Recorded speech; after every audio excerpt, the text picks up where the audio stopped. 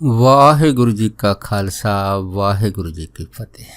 ਗੁਰੂ ਪਿਆਰੀ ਗੁਰੂ ਸਵਾਰੀ ਸਨਮਾਨਯੋਗ ਸਾਧ ਸੰਗਤ ਜੀਓ, ਦਾਸ ਅੱਜ ਪੀਰ ਸੁਲੇਮਾਨ ਪ੍ਰੇਤ ਉਸ ਦਾ ਦੁਬਾਰਾ ਜਨਮ ਮਨੁੱਖਾਦੇਹੀ ਦੇ ਵਿੱਚ ਕਿਵੇਂ ਹੋਇਆ ਹੈ, ਇਸ ਵਿਚਿੱਤਰ ਬਰਤਾਂਤ ਨੂੰ ਆਪ ਸਾਰੀਆਂ ਸੰਗਤਾਂ ਦੇ ਨਾਲ ਸਾਂਝਾ ਕਰਦਾ ਹੈਗਾ।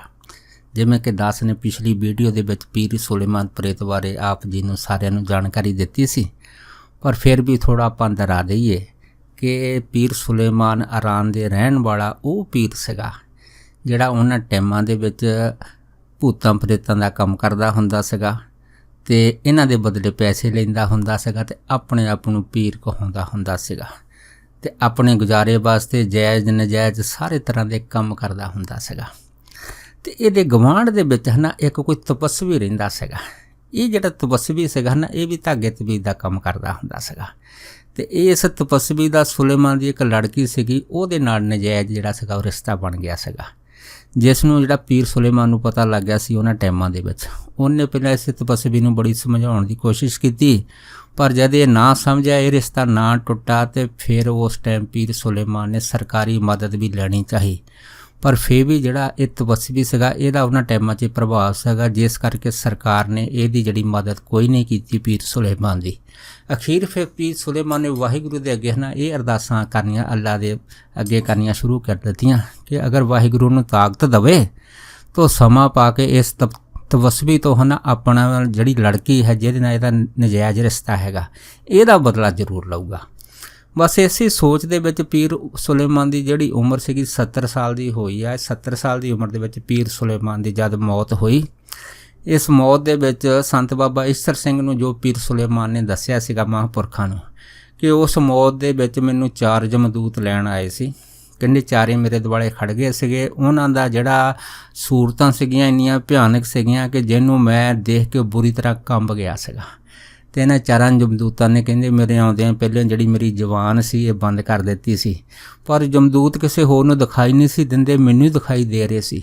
ਇਹਨਾਂ 4 ਜਮਦੂਤਾਂ ਨੇ ਪਹਿਲਾਂ ਤਾਂ ਮੈਨੂੰ ਜਿਹੜੀ ਸੀ ਮਾਰ ਕਟਾਈ ਕਰਨੀ ਸ਼ੁਰੂ ਕਰ ਦਿੱਤੀ, ਅਤੇ ਉਸ ਤੋਂ ਬਾਅਦ ਫਿਰ ਇਹਨਾਂ ਨੇ ਮੇਰੇ ਸਰੀਰ ਦੇ ਵਿੱਚੋਂ ਮੇਰੀ ਸੂਖਮ ਰੂਹ ਖਿੱਚੀ ਆ। ਜਦ ਮਹਾਂਪੁਰਖਾਂ ਨੂੰ ਬਾਬਾ ਈਸਰ ਸਿੰਘ ਹੁਣਾਂ ਨੂੰ ਸੁਲੇਮਾਨ ਪ੍ਰੇਤ ਨੇ ਸਾਰੀ ਘਟਨਾ ਜਿਹੜੀ ਸੀ ਮਰਨ ਦੇ ਟਾਈਮ ਦੱਸੀ ਆ, ਅਤੇ ਮਹਾਂਪੁਰਖਾਂ ਨੇ ਇਹਨੂੰ ਪੁੱਛਿਆ ਸੀਗਾ ਵੀ ਉਸ ਟਾਈਮ ਦੱਸ ਵੀ ਜਦੋਂ ਤੇਰੀ ਰੂਹ ਖਿੱਚੀ ਤੈਨੂੰ ਕਿੰਨਾ ਕਸ਼ਟ ਹੋਇਆ ਸੀ। ਤਾਂ ਪੀਰ ਸੁਲੇਮਾਨ ਨੇ ਮਹਾਂਪੁਰਖਾਂ ਨੂੰ ਆਖਿਆ ਸੀਗਾ ਕਿ ਜਿਵੇਂ ਇੱਕ ਕੋਈ ਛੇਟੀ ਹੋਵੇ ਜਿਹੜੀ ਕੰਡਿਆਂ ਦੇ ਨਾਲ ਭਰੀ ਹੋਵੇ ਅਤੇ ਉਹਦੇ ਉੱਤੇ ਕੋਈ ਬਰੀਕ ਕੱਪੜਾ ਪਾ ਦਈਏ, ਭਾਵ ਕਿ ਇੰਨਾ ਮੈਨੂੰ ਦਰਦ ਹੋਇਆ ਸੀਗਾ। ਅਤੇ ਫਿਰ ਜਿਹੜੇ 4 ਜਮਦੂਤ ਸੀ ਕਹਿੰਦੇ ਮੈਨੂੰ ਮਾਰਦੇ ਕੁੱਟਦੇ ਰਸਤੇ ਧਰਮਰਾਜ ਦੀ ਕਚਹਿਰੀ 'ਚ ਲੈ ਗਏ, ਅਤੇ ਇਸ ਘਟਨਾ ਦੇ ਵਿੱਚ ਮਰਨ ਤੋਂ ਬਾਅਦ ਧਰਮਰਾਜ ਦੀ ਕਚਹਿਰੀ ਪਹੁੰਚਣ ਦੇ ਵਿੱਚ ਪੀਰ ਸੁਲੇਮਾਨ ਦੇ ਦੱਸਣ ਦੇ ਅਨੁਸਾਰ ਕਹਿੰਦੇ ਮੈਨੂੰ 1 ਸਾਲ ਲੱਗਾ। ਜਦ ਕਹਿੰਦੇ ਮੈਂ ਧਰਮਰਾਜ ਦੀ ਕਚਹਿਰੀ ਪਹੁੰਚਿਆ ਅਤੇ ਉੱਥੇ ਦੇ ਧਰਮਰਾਜ ਦੇ ਜਿਹੜੇ 2 ਫਰਿਸ਼ਤੇ ਸੀ ਚਤਰ ਅਤੇ ਗੁਪਤ, ਉਹਨਾਂ ਨੇ ਮੇਰਾ ਜਿਹੜਾ ਹਿਸਾਬ ਕਿਤਾਬ ਕਰਕੇ ਧਰਮਰਾਜ ਜੀ ਦੇ ਅੱਗੇ ਪੇਸ਼ ਕਰ ਦਿੱਤਾ। ਅਤੇ ਮੇਰੇ ਧਰਮਰਾਜ ਦੇ ਅੱਗੇ ਜਦੋਂ ਕਹਿੰਦੇ ਮੈਂ ਪੇਸ਼ ਹੋਇਆ ਅਤੇ ਫਿਰ ਕਹਿੰਦੇ ਮੈਨੂੰ ਧਰਮਰਾਜ ਨੇ ਇਹ ਜਿਹੜਾ ਸੀ ਫਰਮਾਨ ਸੁਣਾਇਆ ਹੈਗਾ ਕਿ ਤੂੰ ਸਾਰੀ ਜ਼ਿੰਦਗੀ ਕੋਈ ਚੰਗਾ ਕੰਮ ਨਹੀਂ ਕੀਤਾ ਹੈਗਾ, ਇਸ ਕਰਕੇ ਤੈਨੂੰ ਕੁੰਭੀ ਨਰਕ ਦੀ ਸਜ਼ਾ ਦਿੱਤੀ ਜਾਊਗੀ। ਕਹਿੰਦੇ ਜਦੋਂ ਫਿਰ ਇਹ ਗੱਲ ਹੋਈ ਹੈ ਅਤੇ ਕਹਿੰਦੇ ਫਿਰ ਮੈਨੂੰ ਜਿਹੜੇ ਸੀ ਉਹ ਜਮਦੂਤ ਕੁੰਭੀ ਨਰਕ ਦੇ ਵਿੱਚ ਲੈ ਗਏ। ਕਹਿੰਦੇ ਜਦੋਂ ਮੈਂ ਕੁੰਭੀ ਨਰਕ 'ਚ ਗਿਆ ਅਤੇ ਮੈਂ ਕੀ ਦੇਖਿਆ, ਜਿਹੜਾ ਕੁੰਭੀ ਨਰਕ ਦਾ ਮੇਨ ਦਰਵਾਜ਼ਾ ਸੀਗਾ ਇਹ ਤਕਰੀਬਨ 9 ਇੰਚ ਮੋਟਾ ਸੀਗਾ, ਪਰ ਜਦੋਂ ਮੈਨੂੰ ਇਹਦੇ ਅੰਦਰ ਸਿੱਟਿਆ ਗਿਆ ਅਤੇ ਇਹ ਅੰਦਰ ਜਦੋਂ ਮੈਂ ਦੇਖਿਆ ਅਤੇ ਕੀ ਦੇਖਿਆ ਕਿ ਬਹੁਤ ਲੰਮਾ ਚੌੜਾ ਸੀਗਾ। ਤਕਰੀਬਨ ਸੁਲੇਮਾਨ ਪ੍ਰੇਤ ਦੇ ਦੱਸਣ ਦੇ ਅਨੁਸਾਰ ਜਿਹੜਾ ਕੁੰਭੀ ਨਰਕ ਸੀਗਾ 4000 ਕੋਹ ਤੋਂ ਵੀ ਵੱਡਾ ਸੀਗਾ, ਅਤੇ ਇਹਦੇ ਵਿੱਚ ਗੰਦਗੀ ਬਿਸ਼ਟਾ ਦੇ ਜਿਹੜੇ ਖੂਹ ਸੀਗੇ, ਉਸ ਤੋਂ ਬਾਅਦ ਅਗਨ ਸੀਗੀ, ਪਿਸ਼ਾਬ ਅਤੇ ਬੜਾ ਕੁਛ ਇਹਦੇ ਵਿੱਚ, ਜਾਣੀ ਕਿ ਇੰਨੀ ਬਦਬੂ ਸੀਗੀ ਕਿ ਇਹਦੇ ਵਿੱਚ ਬੜੀਆਂ ਭਿਆਨਕ ਸਜ਼ਾ ਜਿਹੜੀਆਂ ਸੀ ਉਹ ਦਿੱਤੀਆਂ ਜਾਂਦੀਆਂ ਸੀਗੀਆਂ। ਇਹ ਸਾਰੀਆਂ ਸਜ਼ਾਵਾਂ ਜਿਹੜੀਆਂ ਸੀਗੀਆਂ ਸੁਲੇਮਾਨ ਪ੍ਰੇਤ ਨੇ ਵੀ ਉਸ ਕੁੰਭੀ ਨਰਕ ਦੇ ਵਿੱਚ ਕੱਟੀਆਂ। ਜਦੋਂ ਸੁਲੇਮਾਨ ਪ੍ਰੇਤ ਦੀ ਸਜ਼ਾ ਕੁੰਭੀ ਨਰਕ ਤੋਂ ਜਿਹੜੀ ਸੀ ਉਹ ਪੂਰੀ ਹੋ ਗਈ, ਦੁਬਾਰਾ ਫਿਰ ਇਹਨਾਂ ਨੂੰ ਧਰਮਰਾਜ ਦੇ ਅੱਗੇ ਪੇਸ਼ ਕੀਤਾ ਗਿਆ। ਜਦ ਪੇਸ਼ ਕੀਤਾ ਗਿਆ ਤਾਂ ਫਿਰ ਇਹਨੇ ਧਰਮਰਾਜ ਦੇ ਮੂਹਰੇ ਗਿੜਗੜਾਇਆ। ਜਦੋਂ ਗਿੜਗੜਾਇਆ ਤਾਂ ਧਰਮਰਾਜ ਨੇ ਕਿਹਾ ਹੈਗਾ ਕਿ ਤੈਨੂੰ 1 ਸਾਲ ਜਿਹੜਾ ਤੇਰਾ ਜੋ ਹਿਸਾਬ ਬਣਦਾ ਹੈਗਾ ਜੀਵਨ ਦੇ ਵਿੱਚ ਜੋ ਵੀ ਤੂੰ ਕੰਮ ਕੀਤਾ ਹੈਗਾ ਉਹਨਾਂ ਕੰਮਾਂ ਦੇ ਹਿਸਾਬਾਂ ਨੂੰ ਦੇਖਦੇ ਹੋਏ 1000 ਸਾਲ ਤੈਨੂੰ ਪ੍ਰੇਤ ਜੂਨ ਦੀ ਜਿਹੜੀ ਉਹ ਸਜ਼ਾ ਭੁਗਤਣੀ ਪਊਗੀ। ਸੋ ਪ੍ਰੇਤ ਜੂਨ ਦੀ ਜਿਹੜੀ ਸਜ਼ਾ ਹੈਗੀ ਆ, ਜਦ ਤੇਰੀ 1000 ਸਾਲ ਪੂਰੀ ਹੋ ਗਈ ਉਸ ਤੋਂ ਬਾਅਦ ਤੇਰੀ ਜਿਹੜੀ ਮਨ ਦੀ ਮਨਸ਼ਾ ਹੈਗੀ ਆ ਕਿ ਮੇਰੇ ਨਾਲ ਜੋ ਰਹਿੰਦਾ ਸੀਗਾ ਤਪਸਵੀ, ਜਿਹਦਾ ਤੇਰੀ ਲੜਕੀ ਦੇ ਨਾਲ ਨਜਾਇਜ਼ ਸੰਬੰਧ ਸੀ, ਤੇਰੇ ਮਨ ਦੀ ਇੱਛਾ ਸੀ ਕਿ ਮੈਂ ਉਹ ਤੋਂ ਬਦਲਾ ਲੈਣਾ, 1000 ਸਾਲ ਪ੍ਰੇਤ ਦੀ ਜੂਨ ਕੱਟਣ ਤੋਂ ਬਾਅਦ ਫਿਰ ਜਿਹੜਾ ਹੈਗਾ ਤੈਨੂੰ ਕੋਈ ਮਹਾਂਪੁਰਖ ਜਿਹੜੇ ਹਨ ਜਿਨ੍ਹਾਂ ਦਾ ਨਾਂ ਸੰਤ ਬਾਬਾ ਈਸ਼ਰ ਸਿੰਘ ਜੀ ਹੋਏਗਾ, ਉਹ ਤੈਨੂੰ ਮਿਲਣਗੇ ਤੇ ਉਹ ਤੈਨੂੰ ਜਿਹੜਾ ਹੈਗਾ ਇਸ ਜੂਨੀ ਤੋਂ ਬੰਦ ਖਲਾਸੀ ਕਰਾਉਣਗੇ। ਤਾਂ ਇਸ ਪ੍ਰੇਤ ਜੂਨ ਦੀ ਆਖਰੀ ਜੂਨ ਦੇ ਵਿੱਚ ਇਹ ਤਪਸਵੀ ਜਿਹੜਾ ਹੈਗਾ ਇਹਦਾ 10ਵਾਂ ਜਾਮਾ ਹੋਊਗਾ ਤੇ ਇਹ ਤੈਨੂੰ ਮਿਲੇਗਾ, ਜੇ ਤੋਂ ਤੂੰ ਆਪਣਾ ਜਿਹੜਾ ਹੈ ਬਦਲਾ ਵੀ ਲੈ ਸਕਦਾ ਹੈਗਾ। ਸੋ ਸਾਰੀ ਇਹ ਜਿਹੜੀ ਗੱਲਬਾਤ ਸੀਗੀ ਸੁਲੇਮਾਨ ਪ੍ਰੇਤ ਨੇ ਸੰਤ ਬਾਬਾ ਈਸ਼ਰ ਸਿੰਘ ਹੁਣਾਂ ਨੂੰ ਦੱਸੀ ਸੀਗੀ।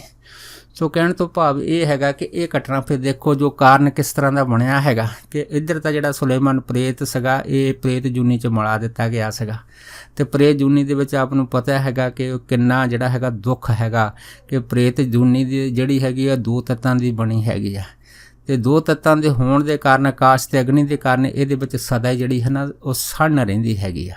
ਸੋ ਇਸ ਕਰਕੇ ਗੁਰਬਾਣੀ ਨੇ ਵੀ ਕਿਹਾ ਹੈ ਕਿ ਪ੍ਰੇਤ ਜੂਨੀ ਵਿੱਚ ਜਿਹੜੇ ਦੁੱਖ ਆ ਉਹ ਅਤ ਘਣੇ ਜਿਹੜੇ ਹੈ ਇਹਨਾਂ ਪ੍ਰੇਤ ਜੂਨੀਆਂ ਨੂੰ ਪ੍ਰਾਪਤ ਹੁੰਦੇ ਆ। ਸੋ ਦੇਖੋ ਕਾਰਨ ਕਿਸ ਤਰ੍ਹਾਂ ਦਾ ਬਣਿਆ, ਇਹ ਕਾਰਨ ਜਿਹੜਾ ਹੈ ਨਾ ਬੜਾ ਹੀ ਮਨ ਨੂੰ ਇਸ ਤਰ੍ਹਾਂ ਕਹਿ ਲਓ ਕਿ ਬੜਾ ਵਿਚਿੱਤਰ ਕਰਦਾ ਹੈਗਾ। ਸੋ ਇੱਕ ਹੈ ਨਾ ਸਰਦਾਰ ਸ਼ੇਰ ਸਿੰਘ ਜੀ ਹੋਏ ਆ, ਜਿਹੜੇ ਸਰਦਾਰ ਸ਼ੇਰ ਸਿੰਘ ਜੀ ਸੀ ਇਹਨਾਂ ਦੇ ਪਰਿਵਾਰ ਦੇ ਵਿੱਚ 4 ਲੜਕੇ ਸੀਗੇ, 2 ਲੜਕੀਆਂ ਸੀਗੀਆਂ। ਸਮਾਂ ਪਾ ਕੇ ਇਹਨਾਂ ਨੂੰ ਹੈ ਨਾ ਸਹਾਰਨਪੁਰ ਏਰੀਏ ਦੇ ਵਿੱਚ ਇੱਕ ਮੁਗਲ ਖੇੜਾ ਜਿਹੜਾ ਸੀਗਾ ਪਿੰਡ, ਉੱਥੇ ਇਹਨਾਂ ਨੂੰ ਜ਼ਮੀਨ ਅਲਾਟ ਹੋਈ। ਸੋ ਫਿਰ ਸਰਦਾਰ ਸ਼ੇਰ ਸਿੰਘ ਜਿਹੜੇ ਸੀਗੇ ਇਸ ਮੁਗਲ ਖੇੜਾ ਦੇ ਵਿੱਚ ਪਹੁੰਚੇ ਆ। ਜਦ ਪਹੁੰਚੇ ਆ ਤੇ ਆਪਣੇ ਪਰਿਵਾਰ ਦੇ ਨਾਲ ਇੱਥੇ ਰਹਿਣਾ ਸ਼ੁਰੂ ਕਰ ਦਿੱਤਾ ਹੈਗਾ। ਇੱਧਰ ਸੁਲੇਮਾਨ ਜਿਹੜਾ ਪ੍ਰੇਤ ਸੀਗਾ ਇਹ ਜਦੋਂ ਪ੍ਰੇਤ ਜੂਨੀ 'ਚ ਆਇਆ ਇਹਦੀ ਰੂਹ ਜਿਹੜੀ ਸੀਗੀ ਦੁਬਾਰਾ ਕਿਉਂਕਿ ਸੁਲੇਮਾਨ ਜਿਹੜਾ ਸੀਗਾ ਇਹ ਇੱਥੇ ਜਿਹੜਾ ਮੁਗਲ ਖੇੜਾ ਸੀਗਾ ਇੱਥੇ ਰਹਿ ਗਿਆ ਸੀਗਾ, ਇਹਨੇ ਇੱਥੇ ਵਿਆਹ ਕਰਾ ਲਿਆ ਸੀਗਾ। ਇੱਥੇ ਜਦ ਮਰਿਆ ਸੀ ਇੱਥੇ ਇਹਦੀ ਕਬਰ ਜਿਹੜੀ ਸੀਗੀ ਬਣੀ ਸੀਗੀ, ਅਤੇ ਸੁਲੇਮਾਨ ਪ੍ਰੇਤ ਜਿਹੜਾ ਸੀਗਾ ਮਰ ਕੇ ਪ੍ਰੇਤ ਜੂਨੀ ਤੋਂ ਬਾਅਦ ਫਿਰ ਇਸੇ ਕਬਰ 'ਤੇ ਪਹੁੰਚ ਗਿਆ ਸੀਗਾ। ਜਦ ਸੁਲੇਮਾਨ ਪ੍ਰੇਤ ਵੀ ਜਿਹੜਾ ਸੀਗਾ ਇਸੇ ਕਬਰ 'ਤੇ ਪਹੁੰਚਿਆ ਅਤੇ ਉਸ ਤੋਂ ਬਾਅਦ ਫਿਰ ਇੱਥੇ 5 ਪ੍ਰੇਤ ਹੋਰ ਵੀ ਨਾਲ ਕਬਰ 'ਤੇ ਰਹਿਣੇ ਸ਼ੁਰੂ ਕਰ ਦਿੱਤੇ। ਇੱਥੇ ਹੀ ਸੁਲੇਮਾਨ ਜਿਹੜਾ ਪ੍ਰੇਤ ਸੀਗਾ ਕਿਉਂਕਿ ਇਹਨੇ ਆਪਣੀ ਖੁਰਾਕ ਤਾਂ ਪੂਰੀ ਕਰਨੀ ਸੀਗੀ, ਇਸ ਕਰਕੇ ਕਦੀ ਕਦੀ ਜਿਹੜਾ ਸੀਗਾ ਇਹ ਜਿਹੜਾ ਸੁਲੇਮਾਨ ਸੀਗਾ ਇਹ ਕਿਸੇ ਜਿਹੜੇ ਪ੍ਰਾਣੀ ਨੂੰ ਆਪਣਾ ਸ਼ਿਕਾਰ ਬਣਾਉਂਦਾ ਸੀਗਾ, ਬਣਾ ਕੇ ਜਿਹੜਾ ਸੀਗਾ ਉਹ ਤੋਂ ਆਪਣੀ ਖੁਰਾਕ ਲੈਂਦਾ ਸੀਗਾ, ਸਮਾਂ ਪਾ ਕੇ ਉਹਨੂੰ ਮਾਰ ਵੀ ਦਿੰਦਾ ਸੀਗਾ। ਸੋ ਇਸੇ ਤਰ੍ਹਾਂ ਦਾ ਜਿਹੜਾ ਕਾਰਨ ਸੀਗਾ ਸਰਦਾਰ ਸ਼ੇਰ ਸਿੰਘ ਦਾ ਲੜਕਾ ਜਿਹੜਾ ਵੱਡੇ ਤੋਂ ਛੋਟਾ ਸੀਗਾ ਜਿਹਦਾ ਨਾਂ ਸੀ ਸਰਦਾਰ ਮਨਮੋਹਨ ਸਿੰਘ, ਇਹ ਵੀ ਕੁਦਰਤੀ ਕਾਰਨ ਕੀ ਬਣਿਆ ਕਿ ਸੁਲੇਮਾਨ ਦੀ ਪ੍ਰੇਤ ਦੀ ਕਬਰ ਦੇ ਕੋਲੋਂ ਦੀ ਜਦੋਂ ਲੰਘਿਆ ਉੱਥੇ ਇਹਨੇ ਹੈ ਨਾ ਕਬਰ ਦੇ ਉੱਤੇ ਪਿਸ਼ਾਬ ਕਰ ਦਿੱਤਾ। ਬਸ ਪਿਸ਼ਾਬ ਕਰ ਦਿੱਤਾ, ਪਿਸ਼ਾਬ ਕਰਦੇ ਸਾਰੀ ਸੁਲੇਮਾਨ ਪ੍ਰੇਤ ਜਿਹੜਾ ਸੀਗਾ ਇਸੇ ਤਾਕ ਦੇ ਵਿੱਚ ਸੀਗਾ ਕਿਉਂਕਿ ਉਹਦੇ 1000 ਸਾਲ ਪੂਰੇ ਹੋਣ ਦੇ ਵਿੱਚ ਕੁਛ ਹੀ ਸਮਾਂ ਰਹਿੰਦਾ ਸੀਗਾ। ਸੋ ਜਿਹੜਾ ਧਰਮਰਾਜ ਦਾ ਫਰਮਾਨ ਸੀਗਾ ਉਹ ਇੱਥੇ ਪੂਰਾ ਹੋਣਾ ਸੀਗਾ, ਅਤੇ ਫਿਰ ਸੁਲੇਮਾਨ ਪ੍ਰੇਤ ਨੇ ਵੀ ਜਿਹੜਾ ਸੀਗਾ ਇਹ ਮਨਮੋਹਨ ਸਿੰਘ ਨੂੰ ਪਛਾਣ ਲਿਆ ਕਿ ਭਾਈ ਇਹ ਉਹੀ ਜਿਹੜਾ ਹੈ ਨਾ ਤਪਸਵੀ ਹੈਗਾ ਜਿਹਨੇ ਮੇਰੀ ਲੜਕੀ ਦੇ ਨਾਲ ਉਹਨਾਂ ਟਾਈਮਾਂ 'ਚ ਨਜਾਇਜ਼ ਸੰਬੰਧ ਬਣਾਏ ਸੀਗੇ। ਬਸ ਇਹ ਪਛਾਣ ਦੇ ਸਾਰੀ ਸੁਲੇਮਾਨ ਪ੍ਰੇਤ ਦੀ ਜਿਹੜੀ ਰੂਹ ਸੀਗੀ ਇਹਦੇ ਅੰਦਰ ਫਿਰ ਮਨਮੋਹਨ ਸਿੰਘ ਦੇ ਉੱਤੇ ਪ੍ਰਵੇਸ਼ ਕਰ ਗਈ। ਜਦ ਅੰਦਰ ਪ੍ਰਵੇਸ਼ ਕੀਤੀ ਤਾਂ ਇਹਨੇ ਫਿਰ ਮਨਮੋਹਨ ਸਿੰਘ ਨੂੰ ਜਿਹੜਾ ਸੀ ਉਹ ਜਕੜ ਲਿਆ। ਜਦ ਮਨਮੋਹਨ ਸਿੰਘ ਨੂੰ ਜਕੜ ਲਿਆ ਹੈ ਨਾ ਬਸ ਫੇਰ ਕੀ ਸੀਗਾ, ਫਿਰ ਜਿਹੜਾ ਮਨਮੋਹਨ ਸਿੰਘ ਸੀਗਾ ਉਹ 'ਤੇ ਐਸਾ ਸੁਲੇਮਾਨ ਦੀ ਜਿਹੜੀ ਆਤਮਾ ਸੀਗੀ ਉਹਦਾ ਅਸਰ ਹੋਇਆ ਹੈਗਾ ਕਿ ਇਹਨੇ ਊਟ ਪਟੰਗ ਬੋਲਣਾ ਸ਼ੁਰੂ ਕਰ ਦਿੱਤਾ, ਜਿਹੜੀਆਂ ਚੀਜ਼ਾਂ ਸੀਗੀਆਂ ਉੱਧਰ ਉੱਧਰ ਖਿਲਾਉਣੀਆਂ ਸ਼ੁਰੂ ਕਰ ਦਿੱਤੀਆਂ, ਅਤੇ ਹੋਰ ਵੀ ਕਈ ਅਨਹੋਣੀਆਂ ਜਿਹੜੀਆਂ ਗੱਲਾਂ ਜਿਹੜੀਆਂ ਕਰਨੀਆਂ ਸ਼ੁਰੂ ਕਰ ਦਿੱਤੀਆਂ, ਅਤੇ ਇੱਥੋਂ ਤੱਕ ਇਹਨੇ ਆਪਣੇ ਕੇਸ ਵੀ ਜਿਹੜੇ ਸੀ ਉਹ ਮਨਾ ਦਿੱਤੇ ਉਹਨਾਂ ਟਾਈਮਾਂ ਦੇ ਵਿੱਚ। ਇੱਕ ਵਾਰ ਇਹਨਾਂ ਦੇ ਪਿਤਾ ਸਰਦਾਰ ਸ਼ੇਰ ਸਿੰਘ ਨੇ ਹੈ ਨਾ ਜਦੋਂ ਮਨਮੋਹਨ ਸਿੰਘ ਦੀ ਇਹ ਹਾਲਤ ਦੇਖੀ, ਇਹਨੇ ਫਿਰ ਮਨਮੋਹਨ ਸਿੰਘ ਨੂੰ ਇੱਕ ਦਿਨ ਪੁੱਛਿਆ ਹੈਗਾ ਕਿ ਤੂੰ ਇਸ ਤਰ੍ਹਾਂ ਕਿਉਂ ਕਰਦਾ ਹੈਗਾ, ਅਤੇ ਫਿਰ ਮਨਮੋਹਨ ਸਿੰਘ ਨੇ ਦੱਸਿਆ ਕਹਿੰਦੇ ਵੀ ਮੈਂ ਮਨਮੋਹਨ ਸਿੰਘ ਨਹੀਂ ਹਾਂ, ਮੇਰਾ ਨਾਂ ਪੀਰ ਹੈ, ਮੈਂ ਪੀਰ ਸੁਲੇਮਾਨ ਵਾਂ ਅਤੇ ਮੈਂ ਪ੍ਰੇਤ ਵਾਂ। ਅਤੇ ਜਦ ਇਹ ਗੱਲ ਜਿਹੜੀ ਸੀਗੀ ਇਹਨਾਂ ਦੇ ਪਿਤਾ ਸਰਦਾਰ ਸ਼ੇਰ ਸਿੰਘ ਨੇ ਮਨਮੋਹਨ ਸਿੰਘ ਦੇ ਅੰਦਰੋਂ ਜਿਹੜੀ ਸੀਗੀ ਪ੍ਰੇਤ ਦੀ ਆਵਾਜ਼ ਦੇ ਰੂਪ ਦੇ ਵਿੱਚ ਸੁਣੀ ਹੈ, ਅਤੇ ਇਹਦੇ ਪਿਤਾ ਸਰਦਾਰ ਸ਼ੇਰ ਸਿੰਘ ਜੀ ਬੜੇ ਹੈਰਾਨ ਹੋਏ ਅਤੇ ਮਨ ਹੀ ਮਨ ਡਰ ਵੀ ਗਏ ਬੁਰੀ ਤਰ੍ਹਾਂ। ਅਤੇ ਫਿਰ ਇਹਨੇ ਪੁੱਛਿਆ ਸੀਗਾ ਕਿ ਤੂੰ ਮੇਰੇ ਲੜਕੇ ਨੂੰ ਕਿਉਂ ਫੜਿਆ ਹੈਗਾ, ਅਤੇ ਉਹਨੇ ਕਿਹਾ ਸੀਗਾ ਕਿ ਮੈਂ ਇੱਥੋਂ ਆਪਣੇ ਪਿਛਲੇ ਜਨਮ ਦਾ ਬਦਲਾ ਲੈਣਾ ਹੈਗਾ, ਅਤੇ ਇਹ ਜਿਹੜਾ ਜਨਮ ਦਾ ਬਦਲਾ ਹੈਗਾ ਮੈਂ ਇਹਦੇ ਸਰੀਰ ਦੇ ਵਿੱਚ ਰਹਿ ਕੇ ਹੀ ਇੱਥੋਂ ਪੂਰਾ ਕਰਾਂਗਾ, ਇਸ ਕਰਕੇ ਮੈਂ ਮਨਮੋਹਨ ਸਿੰਘ ਨੂੰ ਕਦੀ ਨਹੀਂ ਛੱਡਾਂਗਾ, ਇਹਦੇ ਉੱਤੇ ਸਦਾ ਹੀ ਆਪਣੀ ਸਵਾਰੀ ਰੱਖਾਂਗਾ। ਜਦ ਇਹਦੇ ਪਿਤਾ ਜੀ ਨੂੰ ਜਿਹੜੇ ਸੀ ਪੀਰ ਸੁਲੇਮਾਨ ਨੇ ਪ੍ਰੇਤ ਰੂਪ ਦੇ ਵਿੱਚ ਸਾਰੀ ਗੱਲ ਦੱਸ ਦਿੱਤੀ ਆ। ਫਿਰ ਇਹਨਾਂ ਦੇ ਪਿਤਾ ਜੀ ਨੇ ਫਿਰ ਇਸ ਤਰ੍ਹਾਂ ਕੀਤੀ ਆ। ਉਹਨੇ ਕਿਹਾ ਵੀ ਚਲੋ ਠੀਕ ਆ, ਅਸੀਂ ਤੈਨੂੰ ਖੁਸ਼ ਕਰਨ ਵਾਸਤੇ ਜਿਵੇਂ ਤੂੰ ਕਹੂੰਗਾ ਤੇਰੀ ਮਨੌਤ ਕਰਾਂਗੇ। ਫਿਰ ਇਹਨਾਂ ਦੇ ਪਿਤਾ ਜੀ ਨੇ ਇੱਕ ਸ਼ੇਖ ਅਖਤਰ ਖਾਂ ਸੀਗਾ, ਉਹਨੂੰ ਇਹ ਸੇਵਾ ਸੌਂਪੀ ਵੀ ਤੂੰ ਸੁਲੇਮਾਨ ਪ੍ਰੇਤ ਦੀ ਜਿਹੜੀ ਕਬਰ ਹੈਗੀ ਆ ਇਹਦੇ 'ਤੇ ਦੀਵਾ ਬੱਤੀ ਚਿਰਾਗ ਕਰਿਆ ਕਰ ਅਤੇ ਇਹਦੀ ਜਿਹੜੀ ਸੇਵਾ ਸੰਭਾਲ ਕਰ। ਹੋਰ ਸ਼ੇਖ ਅਖਤਰ ਨੇ ਵੀ ਜਿਹੜੀ ਸੀ ਇੱਥੇ ਫਿਰ ਦੀਵਾ ਬੱਤੀ ਚਿਰਾਗ ਕਰਨਾ ਸ਼ੁਰੂ ਕਰ ਦਿੱਤਾ, ਹੋਰ ਸੇਵਾ ਪਾਣੀ ਝਾੜੂ ਦੇਣਾ ਸ਼ੁਰੂ ਕਰ ਦਿੱਤਾ। ਪਰ ਸੁਲੇਮਾਨ ਦੀ ਜਿਹੜੀ ਆਤਮਾ ਸੀ ਇੱਥੇ ਵੀ ਸ਼ਾਂਤ ਨਹੀਂ ਹੋਈ। ਅਤੇ ਫਿਰ ਮਨਮੋਹਨ ਸਿੰਘ ਦਾ ਭਰਾ ਇੱਕ ਅਮਰਜੀਤ ਸਿੰਘ ਸੀਗਾ, ਇਹਨੇ ਇੱਥੇ ਮੇਲਾ ਵੀ ਲਾਉਣਾ ਸ਼ੁਰੂ ਕਰ ਦਿੱਤਾ। ਪਰ ਮੇਲਾ ਲਾਉਣ ਦੇ ਤੋਂ ਬਾਅਦ ਵੀ ਜਦ ਸੁਲੇਮਾਨ ਦੀ ਜਿਹੜੀ ਆਤਮਾ ਸੰਤੁਸ਼ਟ ਨਹੀਂ ਹੋਈ ਆ, ਫਿਰ ਇਹਨਾਂ ਕੀ ਕੀਤਾ ਕਿ ਇਸ ਮਨਮੋਹਨ ਸਿੰਘ ਨੂੰ ਦਿਖਾਉਣ ਵਾਸਤੇ ਇੱਕ ਵਾਰ ਕਿਸੇ ਮੌਲਵੀ ਦੇ ਕੋਲ ਜਿਹੜੇ ਸੀ ਇਹ ਇਹਨਾਂ ਦੇ ਘਰ ਦੇ ਲੈ ਗਏ। ਜਦ ਘਰ ਦੇ ਲੈ ਗਏ ਤਾਂ ਜਦੋਂ ਮੌਲਵੀ ਨੇ ਝਾੜ ਫੂਕ ਕੀਤੀ ਆ ਅਤੇ ਫਿਰ ਇਹ ਸੁਲੇਮਾਨ ਨੇ ਇਹਦੇ ਸਰੀਰ ਦੇ ਵਿੱਚੋਂ ਮੌਲਵੀ ਦੀ ਜਿਹੜੀ ਸੀ ਉਹ ਦਾੜੀ ਨੂੰ ਹੱਥ ਪਾ ਲਿਆ ਅਤੇ ਦਾੜੀ ਪੱਟ ਸਿੱਟੀ, ਜਿਸ ਕਰਕੇ ਮੌਲਵੀ ਜਿਹੜਾ ਸੀਗਾ ਉਹ ਪੂਰੀ ਤਰ੍ਹਾਂ ਭੈਭੀਤ ਹੋ ਗਿਆ ਅਤੇ ਦੌੜ ਗਿਆ। ਫਿਰ ਇਹਨਾਂ ਨੇ ਇਸੇ ਤਰ੍ਹਾਂ ਹੋਰ ਵੀ ਕਈ, ਇੱਕ ਹਾਜੀ ਪੀਰ ਸੀ, ਜਦ ਉਹਨਾਂ ਨੇ ਵੀ ਦਿਖਾਲਿਆ ਹੈਗਾ, ਉਹਨੇ ਵੀ ਤਵੀਤ ਬਾਤ ਦਿੱਤੇ। ਜਦ ਤਵੀਤ ਦਿੱਤੇ ਆ ਅਤੇ ਸੁਲੇਮਾਨ ਪ੍ਰੇਤ ਨੇ ਫਿਰ ਮਨਮੋਹਨ ਸਿੰਘ ਦੇ ਸਰੀਰ ਦੇ ਵਿੱਚ, ਕਿਉਂਕਿ ਮਨਮੋਹਨ ਸਿੰਘ ਦੇ ਸਰੀਰ ਨੂੰ ਪੂਰੀ ਤਰ੍ਹਾਂ ਕੰਟਰੋਲ ਕਰ ਲਿਆ ਸੀਗਾ, ਅਤੇ ਇਹਨੇ ਉਹ ਜਿਹੜੇ ਤਵੀਤ ਸੀ ਉਹ ਵੀ ਤੋੜ ਦਿੱਤੇ। ਇਸੇ ਤਰ੍ਹਾਂ ਇਹਨਾਂ ਨੇ ਹੋਰ ਵੀ ਕਈਆਂ ਨੂੰ ਜਿਹੜਾ ਸੀ ਦਿਖਾਲਣ ਦੀ ਕੋਸ਼ਿਸ਼ ਕੀਤੀ, ਪਰ ਜਿੱਥੇ ਵੀ ਦਿਖਾਲਣ ਦੀ ਕੋਸ਼ਿਸ਼ ਕੀਤੀ ਉੱਥੇ ਵੀ ਇਹਨਾਂ ਨੂੰ ਕੋਈ ਕਾਮਯਾਬੀ ਨਹੀਂ ਮਿਲੀ। ਇੱਕ ਮੰਗਲੌਰ ਜਿਹੜੇ ਸੀਗੇ ਉਹ ਵੀ ਮੌਲਵੀ ਸੀਗੇ, ਉਸ ਮੌਲਵੀ ਦੇ ਕੋਲ ਜਦੋਂ ਮਨਮੋਹਨ ਸਿੰਘ ਨੂੰ ਇਹਦੇ ਘਰ ਦੇ ਲੈ ਕੇ ਗਏ, ਉਸ ਮੌਲਵੀ ਨੇ ਅੱਗ ਜਿਹੜੀ ਸੀ ਉਹਦਾ ਧੂਣਾ ਲਾ ਕੇ, ਜਦੋਂ ਲੱਕੜਾਂ ਲਾ ਕੇ ਧੂਣਾ ਲਾਇਆ ਅਤੇ ਮੰਤਰ ਪੜ੍ਹਨੇ ਸ਼ੁਰੂ ਕੀਤੇ। ਉਸ ਟਾਈਮ ਜਿਹੜੀ ਸੀ ਇਹ ਪੀਰ ਸੁਲੇਮਾਨ ਦੀ ਜਿਹੜੀ ਆਤਮਾ ਸੀਗੀ ਇਹ ਪੂਰੀ ਤਰ੍ਹਾਂ ਭੜਕ ਗਈ। ਇਹਨੇ ਇੱਕ ਬਲਦੀ ਲੱਕੜ ਲੈ ਕੇ ਮੌਲਵੀ ਦੇ ਜ਼ੋਰ ਦੇ ਨਾਲ ਮਾਰੀ। ਦੱਸਦੇ ਕਹਿੰਦੇ ਮੌਲਵੀ ਜਿਹੜਾ ਸੀ ਇੰਨਾ ਡਰ ਗਿਆ ਕਿ ਮੂਹਰੇ ਭੱਜਿਆ, ਅਤੇ 3 ਦਿਨ ਜਿਹੜਾ ਮੌਲਵੀ ਸੀਗਾ ਕਹਿੰਦੇ ਉੱਥੇ ਨਹੀਂ ਪਹੁੰਚਾ। ਅਤੇ ਇਹ ਫਿਰ ਜਿਹੜਾ ਸੁਲੇਮਾਨ ਕਹਿੰਦਾ ਵੀ ਮੈਂ ਇੱਥੋਂ ਤਦ ਤੱਕ ਨਹੀਂ ਜਾਣਾ ਜਦ ਤੱਕ ਮੈਂ ਮੌਲਵੀ ਦੀਆਂ ਆਂਦਰਾਂ ਨਹੀਂ ਕੱਢ ਲੈਂਦਾ। ਭਾਵ ਕੀ ਆ ਕਿ ਸੁਲੇਮਾਨ ਪ੍ਰੇਤ ਨੇ ਆਪਣੀ ਜਿਹੜੀ ਦਹਿਸ਼ਤ ਸੀਗੀ ਮਨਮੋਹਨ ਸਿੰਘ ਦੇ ਸਰੀਰ ਦੇ ਵਿੱਚ ਰਹਿੰਦੀਆਂ ਜਿਹੜੀ ਸੀ ਪੂਰੀ ਬਣਾ ਲਈ ਸੀਗੀ। ਇੱਥੋਂ ਤੱਕ ਇਸ ਇਲਾਕੇ ਦੇ ਵਿੱਚ ਅਗਰ ਕੋਈ ਬਰਾਤ ਵੀ ਆਉਂਦੀ ਸੀ ਅਗਰ ਉਹ ਜਿਹੜੀ ਬਰਾਤ ਹੈਗੀ ਆ ਇਸ ਇਲਾਕੇ ਦੇ ਵਿੱਚ ਪੀਰ ਸੁਲੇਮਾਨ ਦੀ ਕਬਰ 'ਤੇ ਚੜ੍ਹਾਵਾ ਨਹੀਂ ਸੀ ਚਾੜ੍ਹਦੀ ਤਾਂ ਫਿਰ ਜਿਹੜਾ ਪੀਰ ਸੁਲੇਮਾਨ ਸੀਗਾ ਉਸ ਬਰਾਤ ਦੇ ਜਿਹੜੇ ਬੰਦਿਆਂ ਨੂੰ ਵੀ ਬਹੁਤ ਜਿਹੜਾ ਸੀ ਉਹ ਤੰਗ ਕਰਦਾ ਹੁੰਦਾ ਸੀਗਾ। ਅਤੇ ਇੱਕ ਵਾਰੀ ਦੱਸਦੇ ਕਿ ਇੱਕ ਬਰਾਤ ਆਈ ਸੀਗੀ, ਉਸ ਬਰਾਤ ਨੇ ਪੀਰ ਸੁਲੇਮਾਨ ਦੀ ਕਬਰ 'ਤੇ ਚੜ੍ਹਾਵਾ ਨਹੀਂ ਚਾੜ੍ਹਿਆ। ਜਦ ਚੜ੍ਹਾਵਾ ਨਹੀਂ ਚੜ੍ਹਿਆ ਅਤੇ ਕਹਿੰਦੇ ਉਸ ਬਰਾਤ ਦੀ ਜਿਹੜੀ ਗੱਡੀ ਸੀਗੀ ਉਹ ਵੀ ਪੀਰ ਸੁਲੇਮਾਨ ਨੇ ਉਲਟਾ ਦਿੱਤੀ ਸੀਗੀ। ਭਾਵ ਕੀ ਹੈ ਕਿ ਪੀਰ ਸੁਲੇਮਾਨ ਜਿਹੜੀ ਸੀਗੀ ਇੰਨੀ ਸ਼ਕਤੀਸ਼ਾਲੀ ਪ੍ਰੇਤ ਆਤਮਾ ਦੀ ਰੂਹ ਸੀ, ਕਿਸੇ ਤੋਂ ਵੀ ਕਾਬੂ ਨਹੀਂ ਸੀ ਆਉਂਦੀ। ਫਿਰ ਇਹਨਾਂ ਦੇ ਪਿਤਾ ਨੇ ਇਹਨਾਂ ਦੇ ਘਰਦਿਆਂ ਨੇ ਫਿਰ ਇਹ ਸੋਚਿਆ ਕਿ ਚਲੋ ਇਸ ਤਰ੍ਹਾਂ ਕਰਦੇ ਇਹਨਾਂ ਨੂੰ ਕਿਸੇ ਗੁਰਦੁਆਰੇ ਸਾਹਿਬ ਲੈ ਜਾਂਦੇ ਆ। ਕਹਿੰਦੇ ਫਿਰ ਇੱਕ ਕਰਤਾਰਪੁਰ ਸਾਹਿਬ ਗੁਰਦੁਆਰਾ ਸੀਗਾ ਜੋ ਇਹਨਾਂ ਦੇ ਘਰ ਦੇ ਉੱਥੇ ਜਿਹੜੇ ਸੀਗੇ ਮਨਮੋਹਨ ਸਿੰਘ ਨੂੰ ਲੈ ਕੇ ਗਏ। ਪਹਿਲਾਂ ਤਾਂ ਮਨਮੋਹਨ ਸਿੰਘ ਅੰਦਰ ਨਹੀਂ ਸੀ ਜਾਂਦਾ, ਪਰ ਜਦੋਂ ਬਹੁਤ ਹੀ ਜਿਹੜਾ ਜਬਰੀ ਖਿੱਚ ਧੂ ਕੇ ਜਦ ਇਹਨੂੰ ਉੱਥੇ ਲੈ ਕੇ ਗਏ ਆ ਅਤੇ ਫਿਰ ਮਨਮੋਹਨ ਸਿੰਘ ਨੇ ਉੱਥੇ ਜਿਹੜਾ ਹੈ ਉਹ ਸਿਰ ਮਾਰਨਾ ਸ਼ੁਰੂ ਕਰ ਦਿੱਤਾ। ਅਤੇ ਉੱਥੇ ਦੇ ਗ੍ਰੰਥੀ ਨੇ ਦੱਸਿਆ ਕਿ ਮੈਂ ਪੀਰ ਸੁਲੇਮਾਨ ਹੈਗਾ ਤਾਂ ਮੈਂ ਇਹਦੇ ਸਰੀਰ ਨੂੰ ਬਿਲਕੁਲ ਨਹੀਂ ਛੱਡਾਂਗਾ। ਫਿਰ ਦੱਸਦੇ ਕਿ ਗ੍ਰੰਥੀ ਸਿੰਘ ਨੇ ਇਹਨਾਂ ਦੇ ਘਰਦਿਆਂ ਨੂੰ ਸੁਝਾਅ ਦਿੱਤਾ ਕਿ ਤੁਸੀਂ ਇਸ ਤਰ੍ਹਾਂ ਕਰੋ ਕਿ ਮਨਮੋਹਨ ਸਿੰਘ ਨੂੰ ਬਾਬਾ ਭੜਭਾਗ ਸਿੰਘ ਜੀ ਦੇ ਡੇਰੇ ਲੈ ਜਾਓ। ਜਦ ਕਹਿੰਦੇ ਪਰਿਵਾਰ ਉੱਥੇ ਵੀ ਲੈ ਕੇ ਗਿਆ ਅਤੇ ਉੱਥੇ ਵੀ ਪੀਰ ਸੁਲੇਮਾਨ ਨੇ ਕਹਿ ਦਿੱਤਾ ਕਿ ਤੁਸੀਂ ਮੈਨੂੰ ਜਿੱਥੇ ਮਰਜ਼ੀ ਲੈ ਲਓ, ਮੈਂ ਆਪਣਾ ਜੋ ਬਦਲਾ ਜਦ ਤੱਕ ਮੇਰਾ ਪੂਰਾ ਨਹੀਂ ਹੁੰਦਾ ਤਦ ਤੱਕ ਮੈਂ ਇਹਦੇ ਸਰੀਰ ਨੂੰ ਬਿਲਕੁਲ ਨਹੀਂ ਛੱਡਣਾ ਹੈਗਾ। ਇਸ ਤਰ੍ਹਾਂ ਕਰਦੇ ਕਰਦੇ ਫਿਰ ਜਿਹੜਾ ਸੀਗਾ ਇਹ ਬੱਚਾ ਜਿਹੜਾ ਸੀਗਾ ਇਹ ਜਦ ਘਰ ਆਇਆ ਅਤੇ ਇਹਨੇ ਘਰ ਆ ਕੇ ਆਪਣੇ ਜਿਹੜੇ ਘਰ ਦੇ ਸੀਗੇ ਸਾਰੇ ਭਰਾ ਭੈਣ ਜਾਂ ਇਹਨਾਂ ਦੇ ਪਿਤਾ ਸੀ ਇਹਨਾਂ ਨੂੰ ਗਾਲਾਂ ਕੱਢਣੀਆਂ ਸ਼ੁਰੂ ਕਰ ਦਿੱਤੀਆਂ ਅਤੇ ਇੱਥੋਂ ਤੱਕ ਕਹਿ ਦਿੱਤਾ ਕਿ ਮੈਂ ਸਾਰੇ ਪਰਿਵਾਰ ਨੂੰ ਪੂਰੀ ਤਰ੍ਹਾਂ ਮਾਰ ਦੇਣਾ ਹੈਗਾ। ਜਦ ਇਹ ਗੱਲ ਹੋਈ, ਜਦ ਇਹਨੇ ਧਮਕੀਆਂ ਦੇਣੀਆਂ ਸ਼ੁਰੂ ਕੀਤੀਆਂ ਹੈ ਅਤੇ ਇਹਨਾਂ ਦੇ ਜਿਹੜੇ ਪਰਿਵਾਰ ਵਾਲੇ ਸੀਗੇ ਉਹ ਵੀ ਬੁਰੀ ਤਰ੍ਹਾਂ ਡਰ ਗਏ ਉਹਨਾਂ ਟਾਈਮਾਂ ਦੇ ਵਿੱਚ। ਇਹਨਾਂ ਦੇ ਪਰਿਵਾਰ ਦੇ ਜਿਹੜੇ ਇੱਕ ਭਰਾ ਨੇ ਉਹਨੇ ਥਾਣੇ ਫਿਰ ਰਿਪੋਰਟ ਦੇ ਦਿੱਤੀ ਮਨਮੋਹਨ ਸਿੰਘ ਦੇ ਖਿਲਾਫ। ਜਦ ਰਿਪੋਰਟ ਦਿੱਤੀ ਪੁਲਿਸ ਆਈ ਹੈ ਅਤੇ ਮਨਮੋਹਨ ਸਿੰਘ ਨੂੰ ਜੇਲ੍ਹ ਦੇ ਵਿੱਚ ਡੱਕ ਦਿੱਤਾ। ਪਰ ਜੇਲ੍ਹ ਤੋਂ ਬਾਅਦ ਵੀ ਜਿਹੜਾ ਮਨਮੋਹਨ ਸਿੰਘ ਸੀਗਾ ਜੇਲ੍ਹ ਦੇ ਵਿੱਚ ਵੀ ਨਹੀਂ ਟਿਕਿਆ। ਇਹਨੇ ਜੇਲ੍ਹ ਦੇ ਵਿੱਚ ਵੀ ਜਿਹੜੇ ਪੁਲਿਸ ਵਾਲੇ ਸੀ ਉਹਨਾਂ ਨੂੰ ਉੱਚੀ ਉੱਚੀ ਗਾਲਾਂ ਕੱਢਣੀਆਂ ਸ਼ੁਰੂ ਕਰ ਦਿੱਤੀਆਂ। ਅਖੀਰ ਪੁਲਿਸ ਨੇ ਮਜਬੂਰ ਹੋ ਕੇ ਇਹਨੂੰ ਜੇਲ੍ਹ ਦੇ ਵਿੱਚੋਂ ਰਿਹਾ ਕਰ ਦਿੱਤਾ, ਬਾਹਰ ਕੱਢ ਦਿੱਤਾ। ਜਦ ਕੱਢਿਆ ਅਤੇ ਫਿਰ ਇਹ ਜਿਹੜਾ ਮਨਮੋਹਨ ਸਿੰਘ ਸੀਗਾ ਫਿਰ ਇਹ ਜਿਹੜਾ ਸੀਗਾ ਉਹਨਾਂ ਟਾਈਮਾਂ ਦੇ ਵਿੱਚ ਜਿਹਦੇ ਵਿੱਚ ਪ੍ਰੇਤ ਸੁਲੇਮਾਨ ਦੀ ਰੂਹ ਜਿਹੜੀ ਸੀ ਪੂਰੀ ਤਰ੍ਹਾਂ ਸਵਾਰ ਸੀਗੀ, ਇਹ ਇਹਨੂੰ ਲੈ ਕੇ ਫਿਰ ਹਜ਼ੂਰ ਸਾਹਿਬ, ਹੈਦਰਾਬਾਦ, ਅੰਮ੍ਰਿਤਸਰ, ਕਲਕੱਤੇ ਕਈ ਜਗ੍ਹਾ 'ਤੇ ਇਹਨੇ ਘੁਮਾਇਆ। ਪਰ ਜਿਸ ਜਗ੍ਹਾ ਹਿੰਦੁਸਤਾਨ ਦੇ ਸ਼ਹਿਰਾਂ ਦੇ ਵਿੱਚ ਇਹ ਫਿਰਦਾ ਰਿਹਾ, ਕਮਾਲ ਇਹ ਸੀ ਕਿ ਕਿਸੇ ਵੀ ਬੱਸ ਜਾਂ ਰੇਲ ਦੀ ਟਿਕਟ ਜਿਹੜੀ ਸੀ ਇਹਨੇ ਨਹੀਂ ਸੀ ਲਈ ਅਤੇ ਨਾ ਇਹਨੂੰ ਕਿਸੇ ਨੇ ਟਿਕਟ ਬਾਰੇ ਪੁੱਛਿਆ ਸੀਗਾ। ਇੱਕ ਵਾਰ ਦੱਸਦੇ ਆ ਕਿ ਇੱਕ ਵਾਰੀ ਹੈ ਨਾ ਕਲਕੱਤੇ ਜਿਹੜੇ ਸੀਗੇ ਜਦੋਂ ਇਹ ਮਨਮੋਹਨ ਸਿੰਘ ਜਿਹੜਾ ਸੀ ਭੁੱਖ ਦੇ ਨਾਲ ਬੁਰੀ ਤਰ੍ਹਾਂ ਵਿਆਕੁਲ ਹੋ ਕੇ ਪਿਆ ਸੀਗਾ ਅਤੇ ਉਸ ਵਿਆਕੁਲਤਾ ਦੇ ਵਿੱਚ ਹੈ ਨਾ ਕਹਿੰਦੇ ਫਿਰ ਇਹਨੂੰ ਕਈ ਦਿਨ ਜਿਹੜੀ ਰੋਟੀ ਨਹੀਂ ਸੀ ਮਿਲੀ ਤਾਂ ਇਹ ਹੈ ਨਾ ਇੱਕ ਜਗ੍ਹਾ ਸੜਕ 'ਤੇ ਬੇਹੋਸ਼ ਹੋ ਕੇ ਜਦ ਚਪਾਟ ਡਿੱਗਿਆ। ਡਿੱਗਦੇ ਸਾਰ ਹੈ ਨਾ ਇਹਦੇ ਸਰੀਰ ਦੇ ਵਿੱਚੋਂ ਫਿਰ ਜਿਹੜਾ ਸੁਲੇਮਾਨ ਪ੍ਰੇਤ ਹੈ ਇਹਨੇ ਹੈ ਨਾ ਕਈ ਤਰ੍ਹਾਂ ਦੇ ਭਵਿੱਖ ਬਚਨ ਕਰਨੇ ਸ਼ੁਰੂ ਕਰ ਦਿੱਤੇ। ਜਦੋਂ ਭਵਿੱਖ ਬਚਨ ਕਰਨੇ ਸ਼ੁਰੂ ਕਰ ਦਿੱਤੇ ਅਤੇ ਆਲੇ ਦੁਆਲੇ ਜਿਹੜੇ ਲੋਕ ਸੀਗੇ ਬਹੁਤ ਇਕੱਠੇ ਹੋ ਗਏ ਅਤੇ ਦਿਵਾਲੇ ਹੋ ਗਏ। ਜਦ ਦਿਵਾਲੇ ਹੋਏ ਤਾਂ ਉੱਥੇ ਇੱਕ ਸੇਠ ਆਇਆ। ਸੇਠ ਨੇ ਜਿਹੜੇ ਸੀ ਆਪਣੇ ਜੀਵਨ ਬਾਰੇ ਕੁਛ ਪੁੱਛਿਆ ਅਤੇ ਇਹ ਸੁਲੇਮਾਨ ਪ੍ਰੇਤ ਨੇ ਮਨਮੋਹਨ ਸਿੰਘ ਦੇ ਸਰੀਰ ਦੇ ਵਿੱਚੋਂ ਜਦ ਉਹਨੂੰ ਇਹ ਸਾਰਾ ਕੁਛ ਦੱਸਿਆ, ਉਹ ਸੇਠ ਨੇ ਖੁਸ਼ ਹੋ ਕੇ ਹੈ ਨਾ ਤਾਂ ਫਿਰ ਇਹਦੀਆਂ ਜਿਹੜੀਆਂ ਜੇਬਾਂ ਸੀ ਇਹ ਵੀ ਨੋਟਾਂ ਨਾਲ ਭਰ ਦਿੱਤੀਆਂ। ਪਰ ਜਦ ਮਨਮੋਹਨ ਸਿੰਘ ਨੂੰ ਥੋੜ੍ਹੀ ਹੋਸ਼ ਇਹਨੇ ਕੀ ਦੇਖਿਆ ਕਿ ਜਿਹੜਾ ਉਹ ਕਈਆਂ ਦਿਨਾਂ ਤੋਂ ਭੁੱਖ ਨਾਲ ਵਿਆਕੁਲ ਸੀਗਾ, ਜਿਹੜਾ ਉਹਦੀਆਂ ਜਿਹੜੀਆਂ ਜੇਬਾਂ ਸੀ ਸਾਰੀਆਂ ਨੋਟਾਂ ਦੇ ਨਾਲ ਭਰੀਆਂ ਹੋਈਆਂ ਸੀਗੀਆਂ। ਇਸੇ ਤਰ੍ਹਾਂ ਨਾ ਇੱਕ ਵਾਰ ਜਦ ਮਨਮੋਹਨ ਸਿੰਘ ਕਿਤੇ ਜਾ ਰਿਹਾ ਸੀਗਾ, ਇੱਕ ਜਗ੍ਹਾ ਨੇ ਕੀ ਦੇਖਿਆ ਕਿ ਇੱਕ ਭੱਠੀ 'ਤੇ ਜਿਹੜੇ ਸੀ ਬਗਦੇ ਜਿਹੜੇ ਮੱਘ ਦੇ ਕੋਲੇ ਸੀਗੇ।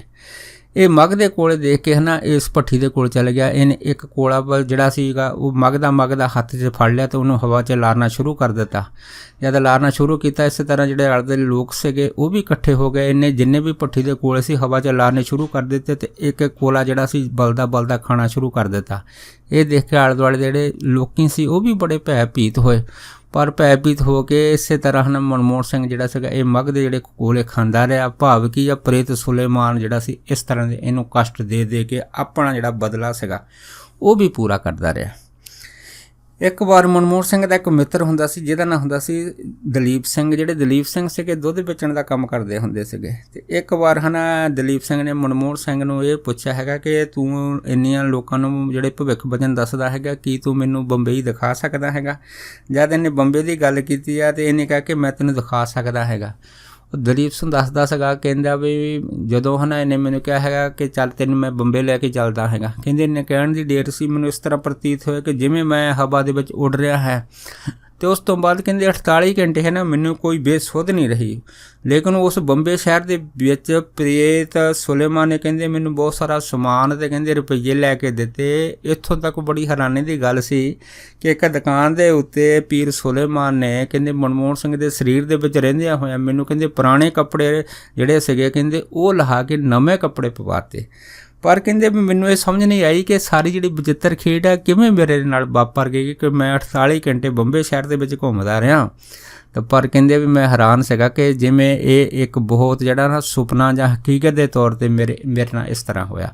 ਪਰ ਜਦੋਂ ਕਹਿੰਦੇ ਮੈਨੂੰ ਹੋਸ਼ ਆਈ ਜਦ ਮੈਂ ਆਪਣਾ ਜਿਹੜਾ ਸਰੀਰ ਦੇਖਿਆ ਤਾਂ ਮੈਂ ਕੀ ਦੇਖਿਆ ਕਿ ਉਹ ਜੋ ਸੁਲੇਮਾਨ ਪ੍ਰੇਤ ਨੇ ਮੈਨੂੰ ਚੀਜ਼ਾਂ ਲੈ ਕੇ ਦਿੱਤੀਆਂ ਸੀ ਉਹ ਵੀ ਮੇਰੇ ਕੋਲ ਸੀ ਅਤੇ ਮੇਰੇ ਜਿਹੜੇ ਨਵੇਂ ਕੱਪੜੇ ਵੀ ਪਾਏ ਹੋਏ ਸੀਗੇ। ਖੈਰ ਇਸ ਤਰ੍ਹਾਂ ਘੁੰਮਦੇ ਹੈ ਨਾ ਦੇਖੋ ਅਖੀਰ ਜਿਹੜੀ ਸੀ ਕਿ ਜੋ ਕਾਰਨ ਬਣਨਾ ਸੀਗਾ ਉਹ ਬਣਨਾ ਸੀਗਾ ਬਾਬਾ ਈਸ਼ਰ ਸਿੰਘ ਮਹਾਂਪੁਰਖਾਂ ਦੇ ਚਰਨਾਂ ਵਿੱਚ ਆਉਣਾ। ਸੋ 1967 ਦੇ ਵਿੱਚ ਨਾ ਹਾਫੜ ਦੇ ਵਿੱਚ ਸਰਦਾਰ ਸੁੱਚਾ ਸਿੰਘ ਦੇ ਘਰ ਜਦੋਂ ਮਹਾਂਪੁਰਖ ਬਾਬਾ ਈਸ਼ਰ ਸਿੰਘ ਜੀ ਆਏ ਆ ਅਤੇ ਇੱਥੇ ਇਹਨਾਂ ਦੇ ਘਰ ਆ ਕੇ ਨਾ ਜਦ ਸੰਗਤਾਂ ਨਾਲ ਬਚਨ ਵਿਲਾਸ ਕਰ ਰਹੇ ਸੀ ਇੱਥੇ ਮਨਮੋਹਨ ਸਿੰਘ ਪਹੁੰਚ ਗਿਆ। ਜਦ ਮਨਮੋਹਨ ਸਿੰਘ ਪਹੁੰਚਿਆ ਇਹਨੇ ਪਹੁੰਚਦੇ ਸਾਰੀ ਜੋ ਹੀ ਬਾਬਾ ਈਸ਼ਰ ਸਿੰਘ ਜੀ ਦੇ ਦਰਸ਼ਨ ਕੀਤੇ ਨੇ ਉੱਚੀ ਕਹਿਣਾ ਸ਼ੁਰੂ ਕੀਤਾ ਕਿ ਮਹਾਂਪੁਰਖੋ ਮੇਰਾ ਆਧਾਰ ਕਰ ਦਿਓ, ਮੇਰਾ ਆਧਾਰ ਕਰ ਦਿਓ, ਮੇਰਾ ਆਧਾਰ ਤੁਹਾਡੇ ਹੀ ਜਿਹੜਾ ਹੈ ਨਾ ਲਿਖਿਆ ਹੋਇਆ ਹੈਗਾ, ਕਿਰਪਾ ਕਰੋ ਮੈਨੂੰ ਜਿਹੜਾ ਸੀਗਾ ਪ੍ਰੇਤ ਜੂਨੀ ਚੋਂ ਮੁਕਤ ਕਰਾਵੋ। ਜਦ ਇਸ ਤਰ੍ਹਾਂ ਦੇ ਜਿਹੜੇ ਸੀਗੇ ਉੱਚੀ ਕੂਕਾਂ ਜਿਹੜੀਆਂ ਸੀਗੀਆਂ ਮਨਮੋਹਨ ਸਿੰਘ ਨੇ ਮਾਰਨੀਆਂ ਸ਼ੁਰੂ ਕੀਤੀਆਂ ਅਤੇ ਜਿੰਨੀ ਨਾਲ ਦੀ ਸੰਗਤ ਸੀ ਉਹ ਵੀ ਬੜੀ ਹੈਰਾਨ ਹੋਈ। ਫਿਰ ਉਸ ਟਾਈਮ ਫਿਰ ਮਹਾਂਪੁਰਖਾਂ ਨੇ ਫਿਰ ਇਹਨੂੰ ਕਿਹਾ ਸੀਗਾ ਕਿ ਚੱਲ ਠੀਕ ਆ ਤੂੰ ਇੱਧਰ ਆ, ਇਹ ਦੱਸ ਵੀ ਤੂੰ ਕੌਣ ਆ। ਜਦ ਇੰਨੀ ਗੱਲ ਹੋਈ ਹੈ ਅਤੇ ਇਹਨੇ ਫਿਰ ਆਪਣੀ ਜਿਹੜੀ ਸਾਰੀ ਹਕੀਕਤ ਸੀ ਪਿਛਲੇ ਜਨਮ ਦੀ ਉਹ ਦੱਸੀ ਸੀਗੀ ਕਿ ਮੈਂ ਅੱਜ ਤੋਂ 1000 ਸਾਲ ਪਹਿਲਾਂ ਨਾਰਾਇਣ ਦੇ ਵਿੱਚ ਰਹਿਣ ਵਾਲਾ ਮੈਨੂੰ ਪੀਰ ਸੁਲੇਮਾਨ ਆਖਦੇ ਸੀਗੇ। ਤਾਂ ਉਸ ਟਾਈਮ ਫਿਰ ਨਾਦਰ ਸ਼ਾਹ ਦਾ ਜਿਹੜਾ ਹਮਲਾ ਉਹਨਾਂ ਟਾਈਮਾਂ ਦੇ ਵਿੱਚ ਕੋਈ ਹਿੰਦੁਸਤਾਨ ਦੇ ਵਿੱਚ ਰਾਜੇ 'ਚ ਹੋਇਆ ਸੀਗਾ। ਕਹਿੰਦੇ ਮੈਂ ਉਹ ਹਮਲੇ ਦੇ ਨਾਲ ਹੀ ਇੱਥੇ ਆਇਆ ਸੀਗਾ, ਪਰ ਉਹ ਤਾਂ ਕਹਿੰਦੇ ਜਿਹੜਾ ਰਾਜਾ ਸੀਗਾ ਪੂਰਾ ਆਪਣਾ ਜਿਹੜਾ ਮਾਲ ਸੀਗਾ ਲੁੱਟ ਕੇ ਵਾਪਸ ਜਿਹੜਾ ਸੀਗਾ ਪਹੁੰਚ ਗਿਆ ਸੀਗਾ। ਪਰ ਮੈਂ ਇੱਥੇ ਆ ਕੇ ਹੈ ਨਾ ਫਿਰ ਵਿਆਹ ਕਰ ਲਿਆ ਸੀਗਾ। ਇਸ ਵਿਆਹ ਦੇ ਵਿੱਚ ਫਿਰ ਮੇਰਾ ਜਿਹੜਾ ਸੀ ਪਰਿਵਾਰ ਹੋਇਆ ਸੀਗਾ ਅਤੇ ਇਸ ਪਰਿਵਾਰ ਦੇ ਨਾਲ ਮੈਂ ਰਹਿੰਦਾ ਹੋਇਆ ਹੈ ਨਾ ਕਹਿੰਦੇ ਫਿਰ ਇਹ ਜਿਹੜਾ ਇਲਾਕਾ ਸੀ ਮੁਗਲ ਖੇੜਾ ਇੱਥੇ ਹੀ ਕਹਿੰਦੇ ਫਿਰ ਮੈਂ ਆਪਣਾ ਮਕਾਨ ਬਣਾ ਕੇ ਇੱਥੇ ਰਹਿਣਾ ਸ਼ੁਰੂ ਕਰ ਦਿੱਤਾ ਅਤੇ ਇੱਥੇ ਹੀ ਫਿਰ ਮੇਰੀ ਜਿਹੜੀ ਸੀ ਮੌਤ ਹੋਈ ਆ। ਅਤੇ ਇਸ ਮੌਤ ਤੋਂ ਬਾਅਦ ਮੇਰੀ ਕਬਰ ਫਿਰ ਮੇਰੇ ਘਰਦਿਆਂ ਨੇ ਇੱਥੇ ਹੀ ਬਣਾ ਦਿੱਤੀ ਸੀ। ਤੇ ਇੱਥੇ ਹੀ ਫਿਰ ਜਾਣੀ ਮੁਗਲ ਖੇੜੇ ਦੇ ਵਿੱਚ ਹੀ ਇੱਕ ਜਿਹੜਾ ਤਪਸਵੀ ਸੀਗਾ, ਇਹ ਤਪਸਵੀ ਹੁਣ ਜਿਹੜਾ ਹੈਗਾ ਇਹਦਾ ਜਿਹੜਾ ਜਨਮ ਹੈਗਾ ਮਨਮੋਹਨ ਸਿੰਘ ਦੇ ਜਾਣੀ ਕਿ ਰੂਪ ਦੇ ਵਿੱਚ ਹੋਇਆ ਹੈਗਾ। ਤਾਂ ਮੈਂ ਇਹ ਤੋਂ 1000 ਪਹਿਲਾਂ ਜੋ ਮੇਰੀ ਲੜਕੀ ਦੇ ਨਾਲ ਨਜਾਇਜ਼ ਸੰਬੰਧ ਬਣਾਏ ਸੀ ਉਹਦਾ ਬਦਲਾ ਲੈਣ ਵਾਸਤੇ ਮੈਂ 7 ਸਾਲ ਹੋ ਗਏ ਇਹਦੇ ਸਰੀਰ ਦਾ ਇਸਤੇਮਾਲ ਕਰ ਰਿਹਾ ਹੈਗਾ। ਜਦੋਂ ਮਹਾਂਪੁਰਖਾਂ ਨੂੰ ਸੁਲੇਮਾਨ ਪ੍ਰੇਤ ਨੇ ਇਸ ਤਰ੍ਹਾਂ ਸਾਰਾ ਕੁਝ ਦੱਸਿਆ ਸੀਗਾ, ਮੁੜ ਕੇ ਫਿਰ ਬੇਨਤੀਆਂ ਕੀਤੀਆਂ ਕਿ ਤੁਸੀਂ ਮੈਨੂੰ ਮਨੁੱਖਾ ਜਨਮ ਦਿਵਾਓ। ਤਾਂ ਮਹਾਂਪੁਰਖਾਂ ਨੇ ਪੁੱਛਿਆ ਸੀਗਾ ਕਿ ਤੂੰ ਇਸ ਜਨਮ ਵਿੱਚ ਕੀ ਕਰੇਂਗਾ। ਤਾਂ ਉਹਨੇ ਫਿਰ ਸੁਲੇਮਾਨ ਨੇ ਕਿਹਾ ਸੀਗਾ ਕਿ ਮੈਂ ਇਸ ਜਨਮ ਦੇ ਵਿੱਚ ਤੁਹਾਡੀ ਕਿਰਪਾ ਦੇ ਨਾਲ ਫਿਰ ਨਾਮ ਜਪਾਂਗਾ, ਫਿਰ ਮੇਰੀ ਬੰਦ ਖਲਾਸੀ ਹੋਏਗੀ। ਫਿਰ ਮਹਾਂਪੁਰਖਾਂ ਨੇ ਕਿਹਾ ਸੀਗਾ ਕਿ ਭਾਵੇਂ ਤੂੰ ਪ੍ਰੇਤ ਦੀ ਜੂਨੀ 'ਚ ਹੈ ਪਰ ਫਿਰ ਵੀ ਤੇਰੀ ਜਿਹੜੀ ਮੱਤ ਹੈ ਕਾਫੀ ਸਿਆਣੀ ਹੈਗੀ ਆ। ਤੇ ਫਿਰ ਸਾਨੂੰ ਇਹ ਦੱਸ ਵੀ ਤੂੰ ਜਿਹੜਾ ਜਨਮ ਅਗਰ ਤੂੰ ਲੈਣਾ ਹੈਗਾ ਤੇ ਤੂੰ ਦੱਸ ਵੀ ਕਿਸੇ ਵੱਡੇ ਘਰ ਲਊਂਗਾ ਤੇ ਜਾਂ ਕਿਸੇ ਹੋਰ ਘਰ ਲਊਂਗਾ। ਫਿਰ ਸੁਲੇਮਾਨ ਪ੍ਰੇਤ ਨੇ ਆਖਿਆ ਸੀਗਾ ਕਿ ਮੈਂ ਅਗਰ ਵੱਡੇ ਘਰ ਜਨਮ ਲਵਾਂ ਜਾਂ ਛੋਟੇ ਲਵਾਂ ਮੈਨੂੰ ਇਹ ਨਹੀਂ ਮਤਲਬ ਹੈ, ਮੈਨੂੰ ਮਤਲਬ ਇੰਨਾ ਹੀ ਹੈ ਕਿ ਮੈਨੂੰ ਮਨੁੱਖੀ ਦੇਹੀ ਪ੍ਰਾਪਤ ਹੋ ਜਾਵੇ ਤੇ ਮਨੁੱਖੀ ਦੇਹੀ ਦੇ ਵਿੱਚ ਆ ਕੇ ਮੈਂ ਤੁਹਾਡੀ ਸ਼ਰਨ ਦੇ ਵਿੱਚ ਫਿਰ ਤੁਹਾਡੀ ਸੇਵਾ ਕਰਾਂ ਤਾਂ ਜੋ ਮੈਨੂੰ ਹਮੇਸ਼ਾ ਵਾਸਤੇ ਸਦਗਤੀ ਪ੍ਰਾਪਤ ਹੋਵੇ। ਫਿਰ ਮਹਾਂਪੁਰਖਾਂ ਨੇ ਬਾਬਾ ਈਸ਼ਰ ਸਿੰਘ ਹੋਣਾ ਨੇ ਇੱਕ ਵੱਡੇ ਸਰਦਾਰ ਦਾ ਨਾਂ ਲਿਆ ਸੀਗਾ। ਕਹਿਣ ਲੱਗੇ ਅਗਰ ਤੂੰ ਕਹੇ ਤਾਂ ਤੈਨੂੰ ਅਸੀਂ ਉਹਦੇ ਘਰ ਜਿਹੜਾ ਸੀਗਾ ਜਨਮ ਦਵਾ ਸਕਦੇ ਹਾਂ। ਪਰ ਫਿਰ ਪੀਰ ਸੁਲੇਮਾਨ ਨੇ ਕਿਹਾ ਸੀਗਾ ਕਿ ਮੈਂ ਐਡੇ ਵੱਡੇ ਘਰ 'ਚ ਨਹੀਂ ਜਾਣਾ, ਕਿਉਂਕਿ ਹੋ ਸਕਦਾ ਕਿ ਉਹ ਜਿਹੜਾ ਪਰਿਵਾਰ ਮੀਟ ਮੱਛੀ ਅੰਡਾ ਜਾਂ ਸ਼ਰਾਬ ਦਾ ਸੇਵਨ ਕਰਦਾ ਹੋਵੇ। ਤੁਸੀਂ ਮੈਨੂੰ ਉਹ ਘਰ ਦਵਾਓ ਜਿਹੜਾ ਪੂਰਾ ਵੈਸ਼ਨੋ ਹੋਵੇ। ਜਦ ਮਹਾਂਪੁਰਖਾਂ ਜਿਹੜੇ ਸੀਗੇ ਉਹਨਾਂ ਨੂੰ ਪੀਰ ਸੁਲੇਮਾਨ ਪ੍ਰੇਤ ਨੇ ਇਸ ਤਰ੍ਹਾਂ ਦੀ ਗੱਲ ਕੀਤੀ ਤਾਂ ਕੋਲ ਹੀ ਇੱਕ ਮਹਾਂਪੁਰਖਾਂ ਦੇ ਸੇਵਕ ਹੁੰਦੇ ਸੀਗੇ ਜਿਨ੍ਹਾਂ ਦਾ ਨਾਂ ਸੀਗਾ ਸਰਦਾਰ ਗੁਰਦੇਵ ਸਿੰਘ ਜੀ। ਸੋ ਜਿਹੜੇ ਸਰਦਾਰ ਗੁਰਦੇਵ ਸਿੰਘ ਸੀ ਇਹ ਮਹਾਂਪੁਰਖਾਂ ਦੇ ਬੜੇ ਪ੍ਰੇਮੀ ਸੀਗੇ। ਤਾਂ ਇਹਨਾਂ ਦਾ 14 ਸਾਲ ਪਹਿਲਾਂ ਸ਼ਾਦੀ ਹੋਈ ਸੀ ਤਾਂ ਇਹਨਾਂ ਦੇ ਇੱਕ ਲੜਕੀ ਸੀਗੀ। ਸੋ ਪ੍ਰੇਤ ਸੁਲੇਮਾਨ ਦੀਆਂ ਇਸ ਤਰ੍ਹਾਂ ਦੀਆਂ ਜਿਹੜੀਆਂ ਬਚਿੱਤਰ ਗੱਲਾਂ ਨੂੰ ਸੁਣ ਕੇ ਗੁਰਦੇਵ ਸਿੰਘ ਜਿਹੜੇ ਸੀਗੇ, ਕਿਉਂਕਿ ਇਹ ਵੀ ਬਹੁਤ ਜ਼ਿਆਦਾ ਮਹਾਂਪੁਰਖਾਂ ਦੀ ਕਿਰਪਾ ਕਰਕੇ ਬਹੁਤ ਹੀ ਜ਼ਿਆਦਾ ਸੋਝੀ ਵਾਲੇ ਬਣ ਗਏ ਸੀਗੇ। ਅਤੇ ਇਹਨਾਂ ਨੇ ਫਿਰ ਬਾਬਾ ਈਸ਼ਰ ਸਿੰਘ ਉਹਨਾਂ ਨੂੰ ਕਹਿ ਦਿੱਤਾ ਸੀਗਾ ਕਿ ਤੁਸੀਂ ਅਗਰ ਕਿਰਪਾ ਕਰੋ ਅਤੇ ਮੇਰੇ ਘਰ ਦੇ ਵਿੱਚ ਬੱਚੇ ਦੀ ਜਿਹੜੀ ਦਾਤ ਨਹੀਂ ਹੈ ਤਾਂ ਪ੍ਰੇਤ ਸੁਲੇਮਾਨ ਦਾ ਜਿਹੜਾ ਜਨਮ ਹੈ ਤੁਸੀਂ ਸਾਡੇ ਗ੍ਰਹਿ ਦੇ ਵਿਖੇ ਕਰਾ ਦਿਓ। ਜਦ ਇਹ ਗੱਲ ਜਿਹੜੀ ਸੀਗੀ ਇਹ ਗਿਆਨੀ ਗੁਰਦੇਵ ਸਿੰਘ ਹੁਣਾਂ ਨੇ ਬਾਬਾ ਈਸ਼ਰ ਸਿੰਘ ਹੁਣਾਂ ਨੂੰ ਉਹਨਾਂ ਟਾਈਮਾਂ 'ਚ ਕਹੀ ਅਤੇ ਫਿਰ ਬਾਬਾ ਈਸ਼ਰ ਸਿੰਘ ਹੁਣਾਂ ਨੇ ਪੀਰ ਸੁਲੇਮਾਨ ਨੂੰ ਪੁੱਛਿਆ ਸੀਗਾ ਜੇ ਤੂੰ ਕਹੇ ਤਾਂ ਅਸੀਂ ਤੇਰਾ ਜਿਹੜਾ ਜਨਮ ਹੈ ਗੁਰਦੇਵ ਸਿੰਘ ਦੇ ਘਰ ਕਰਾ ਦਈਏ। ਤਾਂ ਪੀਰ ਫਿਰ ਸੁਲੇਮਾਨ ਨੇ ਕਿਹਾ ਸੀਗਾ ਕਿ ਇਹ ਤਾਂ ਬਹੁਤ ਖੁਸ਼ੀ ਦੀ ਗੱਲ ਹੈਗੀ ਆ, ਤੁਸੀਂ ਮੇਰਾ ਜਨਮ ਇਹਨਾਂ ਦੇ ਘਰ ਕਰ ਦਿਓ ਅਤੇ ਮੈਂ ਇਹਨਾਂ ਦੇ ਘਰ ਜਨਮ ਲੈ ਕੇ ਜੋ ਆਪਣੀ ਪ੍ਰੇਤ ਜੁਨੀ ਤੋਂ ਸਦਾ ਲਈ ਮੁਕਤ ਹੋ ਜਾਵਾਂਗਾ। ਸੋ ਉਸ ਤੋਂ ਬਾਅਦ ਫਿਰ ਦੇਖੋ ਮਹਾਂਪੁਰਖਾਂ ਨੇ ਬਾਬਾ ਈਸ਼ਰ ਸਿੰਘ ਹੁਣਾਂ ਨੇ ਅਰਦਾਸ ਬੇਨਤੀ ਕੀਤੀ। ਜਦ ਅਰਦਾਸ ਬੇਨਤੀ ਕੀਤੀ ਅਤੇ ਗੁਰਦੇਵ ਸਿੰਘ ਦੀ ਜਿਹੜੀ ਘਰ ਵਾਲੀ ਸੀਗੀ ਜਿਹਦਾ ਨਾਂ ਸੀ ਜਸਮੀਤ ਕੌਰ, ਇਹ ਤਕਰੀਬਨ ਇਹ 'ਤੇ ਵਾਹਿਗੁਰੂ ਨੇ ਕਿਰਪਾ ਕੀਤੀ ਆ ਅਤੇ ਇਹਦੇ ਤਕਰੀਬਨ ਅਗਲੇ ਮਹੀਨੇ ਜਿਹੜਾ ਸੀਗਾ ਇਹਦੇ ਘਰ ਖੁਸ਼ੀ ਦੀ ਖਬਰ ਆਈ ਆ। ਜਿਸ ਖਬਰ ਨੂੰ ਦੇਖ ਕੇ ਸਾਰੇ ਅਚੰਭੇ ਹੋ ਗਏ ਆ ਕਿ ਕਾਫੀ ਸਾਲਾਂ ਬਾਅਦ ਘਰ ਦੇ ਵਿੱਚ ਬਾਬਾ ਈਸ਼ਰ ਸਿੰਘ ਹੁਣਾਂ ਦੀ ਜਿਹੜੀ ਸੀ ਉਹ ਮਿਹਰ ਹੋ ਗਈ ਆ ਕਿਸੇ ਐਸੀ ਔਲਾਦ ਵਾਸਤੇ ਜਿਹੜੀ ਔਲਾਦ ਨੂੰ ਜਿਹੜੇ ਦੇਵੀ ਦੇਵਤੇ ਵੀ ਤਰਸਦੇ ਆ। ਪਰ ਜਿਹੜੀ ਵਿਚਲੀ ਖੇਡ ਸੀ ਉਹ ਸਰਦਾਰ ਗੁਰਦੇਵ ਸਿੰਘ ਜਿਹੜੇ ਗਿਆਨੀ ਸੀ ਉਹਨਾਂ ਨੂੰ ਹੀ ਪਤਾ ਸੀਗਾ ਜਾਂ ਮਹਾਂਪੁਰਖ ਜਾਣਦੇ ਸੀਗੇ, ਹੋਰ ਇਹ ਖੇਡ ਜਿਹੜੀ ਸੀ ਕੋਈ ਨਹੀਂ ਸੀ ਜਾਣਦਾ। ਉਸ ਤੋਂ ਬਾਅਦ ਫਿਰ ਮਹਾਂਪੁਰਖਾਂ ਨੇ ਜਦ ਅਰਦਾਸ ਕੀਤੀ ਆ ਅਤੇ ਪੀਰ ਸੁਲੇਮਾਨ ਨੂੰ ਬੁਲਾਇਆ, ਉਹਨੂੰ ਕਹਿਤਾ ਕਿ ਤੂੰ ਇਸ ਤਰ੍ਹਾਂ ਕਰ ਕਿ ਤੂੰ ਜਾ ਕੇ ਹੁਣ ਉੱਥੇ ਜਨਮ ਲੈ ਲਾ, ਇਹਨਾਂ ਦੇ ਘਰ ਆਪਣੀ ਰੂਹ ਨੂੰ ਲੈ ਜਾ ਅਤੇ ਆਪਣੇ ਗਰਭ ਦੇ ਵਿੱਚ ਨਿਵਾਸ ਕਰ। ਜਦ ਇੰਨੀ ਗੱਲ ਹੋਈ ਆ ਅਤੇ ਫਿਰ ਪੀਰ ਸੁਲੇਮਾਨ ਨੇ ਕਹਿਤਾ ਸੀ ਮਹਾਂਪੁਰਖੋ ਹਜੇ ਜਿਹੜਾ ਪਿੰਜਰ ਹੈਗਾ ਜੋ ਮਨੁੱਖਾ ਦੇਹੀ ਦਾ ਸਰੀਰ ਆ ਇਹਨੂੰ ਬਣਨ ਨੂੰ ਤਕਰੀਬਨ 6 ਮਹੀਨੇ ਲੱਗ ਜਾਣੇ ਆ। ਹਜੇ ਤੁਸੀਂ ਮੈਨੂੰ 6 ਮਹੀਨੇ ਆਪਣੀ ਸੇਵਾ ਦੇ ਵਿੱਚ ਰੱਖੋ ਤਾਂ ਜੋ ਮੈਂ 6 ਮਹੀਨੇ ਆਪ ਦੀ ਬਚਨ ਬਲਾ ਸੁਣ ਸਕਾਂ, ਆਪ ਦੀ ਸੇਵਾ ਕਰ ਸਕਾਂ। ਜਦ 6 ਮਹੀਨੇ ਹੋਣਗੇ ਉਸ ਤੋਂ ਬਾਅਦ ਫਿਰ ਮੇਰੀ ਜਿਹੜੀ ਆਤਮਾ ਹੈਗੀ ਆ ਮੈਂ ਇਸ ਗਰਭ ਦੇ ਵਿੱਚ ਪ੍ਰਵੇਸ਼ ਕਰ ਜਾਵਾਂਗਾ। ਸੋ ਜਦ ਇਹ ਗੱਲ ਹੋਈ ਤਾਂ ਮਹਾਂਪੁਰਖ ਕਹਿੰਦੇ ਚੱਲ ਠੀਕ ਹੈ ਜਿਵੇਂ ਤੇਰੀ ਮਰਜ਼ੀ ਹੈ, ਪਰ ਇਸ ਤਰ੍ਹਾਂ ਹੈ ਕਿ ਤੂੰ ਇਸ ਗੁਰਦੁਆਰੇ ਸਾਹਿਬ ਦੇ ਅੰਦਰ ਰਹਿ ਸਕਦਾ ਹੈਗਾ, ਸੇਵਾ ਕਰ ਸਕਦਾ ਹੈਗਾ, ਪਰ ਗੁਰਦੁਆਰੇ ਸਾਹਿਬ ਦੇ ਅੰਦਰ ਇਹਨੇ ਕਿਸੇ ਤਰ੍ਹਾਂ ਦੀ ਕੋਈ ਪ੍ਰੇਤ ਲੀਲਾ ਨਹੀਂ ਦਿਖਾਲਣੀ ਹੈਗੀ ਆ। ਤਾਂ ਫਿਰ ਸੁਲੇਮਾਨ ਨੇ ਕਹਿ ਦਿੱਤਾ ਸੀਗਾ ਜੀ ਮਹਾਂਪੁਰਖੋ ਜਿਵੇਂ ਤੁਸੀਂ ਸਾਨੂੰ ਕਹੋਗੇ ਮੈਂ ਉਸੇ ਤਰ੍ਹਾਂ ਕਰਾਂਗਾ। ਪਰ ਫਿਰ ਦੇਖੋ ਜਿਹੜਾ ਸੀਗਾ ਪੀਰ ਸੁਲੇਮਾਨ ਇਹ ਜਿਹੜੀ ਰੂਹ ਸੀ ਇਹਦੀ ਗੁਰਦੁਆਰਾ ਸਾਹਿਬ ਮਹਾਂਪੁਰਖਾਂ ਦੇ ਅਸਥਾਨ ਦੇ ਉੱਤੇ ਰਹਿਣ ਲੱਗੀ ਆ।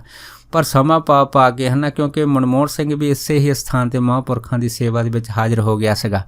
ਇਹ ਫਿਰ ਜਿਹੜਾ ਸੁਲੇਮਾਨ ਸੀਗਾ ਸਮਾਂ ਪਾ ਕੇ ਫਿਰ ਕਿਤੇ ਸਰਦਾਰ ਮਨਮੋਹਨ ਸਿੰਘ ਦੇ ਸਰੀਰ ਦੇ ਵਿੱਚ ਆ ਕੇ ਸੰਗਤਾਂ ਦੇ ਨਾਲ ਭਵਿੱਖ ਬਚਨ ਵੀ ਕਰ ਲੈਂਦਾ ਸੀਗਾ। ਅਤੇ ਜਿਹਦੀ ਸੰਗਤਾਂ ਨੇ ਸੰਤ ਬਾਬਾ ਈਸ਼ਰ ਸਿੰਘ ਹੁਣਾਂ ਨੂੰ ਇਹ ਦੱਸ ਦਿੱਤਾ ਸੀਗਾ ਕਿ ਜਿਹੜਾ ਪ੍ਰੇਤ ਸੁਲੇਮਾਨ ਉਹ ਕਹਿੰਦੇ ਭਵਿੱਖ ਬਚਨ ਵੀ ਜਿਹੜਾ ਦੱਸ ਦਿੰਦਾ ਹੈਗਾ। तो फिर बाबा ईश्वर सिंह जी कहन लगे, कहते अच्छा चलो कहते अज देखते इनू पुछ के। तो फिर बाबा ईश्वर सिंह हुणां ने जद है ना पीर सुलेमान नूं बुलाया तो उन्होंने पूछा कि सानू संगतां तो पता लगा कि तू भूत भविख जिहड़े बचन हैगा ये भी सारे कर लैंदा है। तो फिर सुलेमान ने कहा जी हाँ मैं है ना कुछ कुछ जो जानदा मैं दस सकदा हाँ। फिर महापुरखां ने दस्सिया सीगा कि तू साडे जिहड़ा साडे जीवन बारे दस सकदा है कि असीं संसार दे विच किन्ना चिर रहांगे।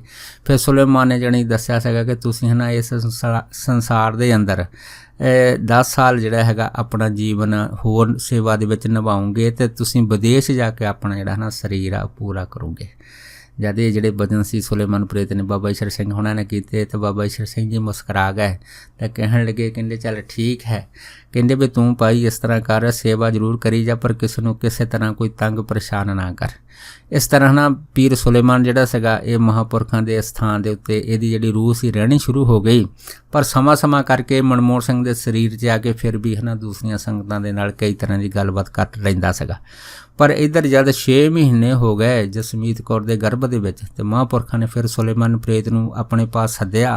सद के इन्हां नूं कहण लगे, कहंदे भाई हुण 6 महीने हो गए आ ते तू हुण है ना गर्भ दे विच चला जा। जद ये गल होई तो फिर प्रेत सुलेमान कहंदा जी ठीक है मैं गर्भ दे विच चला जांदा हैगा। ते ये कह के ना जद प्रेत सुलेमान जिहड़ा सीगा जद गर्भ दे विच आया, गर्भ दे विच गया, पर उस तो बाद प्रेत सुलेमान जिहड़ा सीगा है ना ये मनमोहन सिंह दे शरीर नूं छड्ड गया। तो महापुरखां ने फिर वचन लिया सीगा कि तू है ना होण तो बाद मनमोहन सिंह दे शरीर दे विच बिल्कुल नहीं आउणा हैगा ते तू किसी तरह का कोई दुख तकलीफ नहीं देनी। इस तरह है ना 2 हफ्ते तकरीबन पीर सुलेमान प्रेत की जिहड़ी रूह सी मनमोहन सिंह के शरीर में नहीं आई। पर 2 हफ्ते तो बाद ही जब जिहड़ी रूह सी ना वापस फिर इस शरीर दे विच मनमोहन सिंह दे आई आ ते सारे डेरे दे विच जिन्नी भी साध संगत सी उन्हां नूं पता लग्या कि सुलेमान दी प्रेत दी जिहड़ी रूह सीगी वो गर्भ दे विच प्रवेश नहीं कीती, वो वापस आ गई आ। पर जदों संतां ने फिर पीर सुलेमान प्रेत नूं दुबारा बुलाया, उन्होंने पूछा कि भाई तू तो कहंदा सीगा कि मैं 6 महीने बाद अपनी रूह जिहड़ी गर्भ विच प्रवेश कर लूँगा, पर तू साडे नाल झूठ बोलिया है, तू गर्भ विच क्यों नहीं गया हैगा। फिर सुलेमान प्रेत ने महापुरखां दे अगे है ना रो के गल कीती सी कि महापुरखों मैं गर्भ दे विच गया सीगा, पर 2 हफ्ते गर्भ 'च रहण करके है ना गर्भ दे विच मैनूं बहुत ज़्यादा तकलीफ ते दुख सहणे पए आ। मैं इन्ने भारे जिहड़े दुख है ना गर्भ दे विच बर्दाश्त नहीं कर सकिया, तो इस करके तुसीं मैनूं थोड़ा टाइम होर दिओ तां जो मैं तुहाडी है ना सेवा कर सकां। फिर देखो महापुरखा बाबा ईश्वर सिंह हुणां नूं फिर सुलेमान प्रेत ते दोबारा तरस आ गया तो कहण लगे, कहंदे ठीक है ताता कहंदे तू सेवा कर सकदा हैगा, जदों असीं तैनूं फिर दोबारा इस गर्भ दे विच जाण नूं कहांगे तू चला जाईं। तो प्रेत सुलेमान महापुरखां दा आखा मन के दोबारा फिर इस डेरे दे स्थान दे विच रहण लगा ते समा पा के फिर ये मनमोहन सिंह दे शरीर दे विच आके भी अपनी जिहड़ी गलबात सी बाकी संगतां दे नाल सांझी कर लैंदा सीगा। इस तरह करदਿਆਂ जद काफ़ी समा हो गया तो तकरीबन 9-10 महीने जद बीते आ तो महापुरखां ने फिर सुलेमान प्रेत नूं एक दिन कहा हैगा कि भाई हुण समा हो गया है तेरे जन्म लैण दा, तू दोबारा है ना गर्भ दे विच प्रवेश कर। जद इन्नी गल होई है तो फिर सुलेमान प्रेत ने आख्या सीगा महापुरखो कि तुसीं समर्थ हो, हरेक गल्लां विच तुसीं समर्थ, तुसीं जाणीजार हो, पर मेरी ये इच्छा हैगी आ कि मैं उस दिन जन्म लऊँगा जिस दिन है ढाडा इस धरती के उत्ते अवतार होया सीगा। जद ये गल प्रेत सुलेमान ने महापुरखां नूं दसी सी तो फिर महापुरख चुप कर गए तो प्रेत सुलेमान ने कहा कि ढाडा है ना 5 अगस्त नूं जन्म होया सीगा, 5 अगस्त नूं ढाडा जन्म होया सी, 5 अगस्त नूं है ना मैं इस गर्भ दे विच प्रवेश करके जन्म लऊँगा। देखो करदे करदे ਜਦੋਂ महापुरखा ने है ना 4 अगस्त नूं सुलेमान प्रेत की रूह नूं दुबारा साधिया, पर हैरानी की गल ये सीगी कि ये जिहड़ा गर्भ का समा सीगा ये टप के 11.5 महीने का हो गया सीगा, पर प्रेत सुलेमान की जिहड़ी रूह सी अजे भी गर्भ विच प्रवेश नहीं सी करी। पर महापुरखां ने 4 अगस्त नूं जद सुलेमान प्रेत नूं जिहड़ा सी वो सद्दिया, सद के कहण लगे, कहंदे भाई हुण जिहड़ा है ना तू गर्भ दे विच चला जा, क्योंकि तू वचन कीता सीगा कि मैं 5 अगस्त नूं है ना गर्भ दे विच जाके ते अपना जन्म लवांगा। फिर प्रेत सुलेमान ने महापुरखां नूं मत्था टेकिया सीगा ते कहण लगे महापुरखो मैनूं बड़ी खुशी है कि मैं तुहाडे जन्म दिन दे उत्ते ही है ना इस गर्भ दे विच जन्म लैके संसार ते आवांगा। सो जद मैं बाहर आवांगा तुसीं मैनूं अपने मेहर भरिया हत्थ जिहड़ा है ना मेरे ते रखना हैगा ते मैनूं तुसीं अपना सेवक बना के रखना हैगा तां जो मैं तुहाडी सेवा विच रहिंदा होया है ना अपना ये जन्म पूरा कर सकां।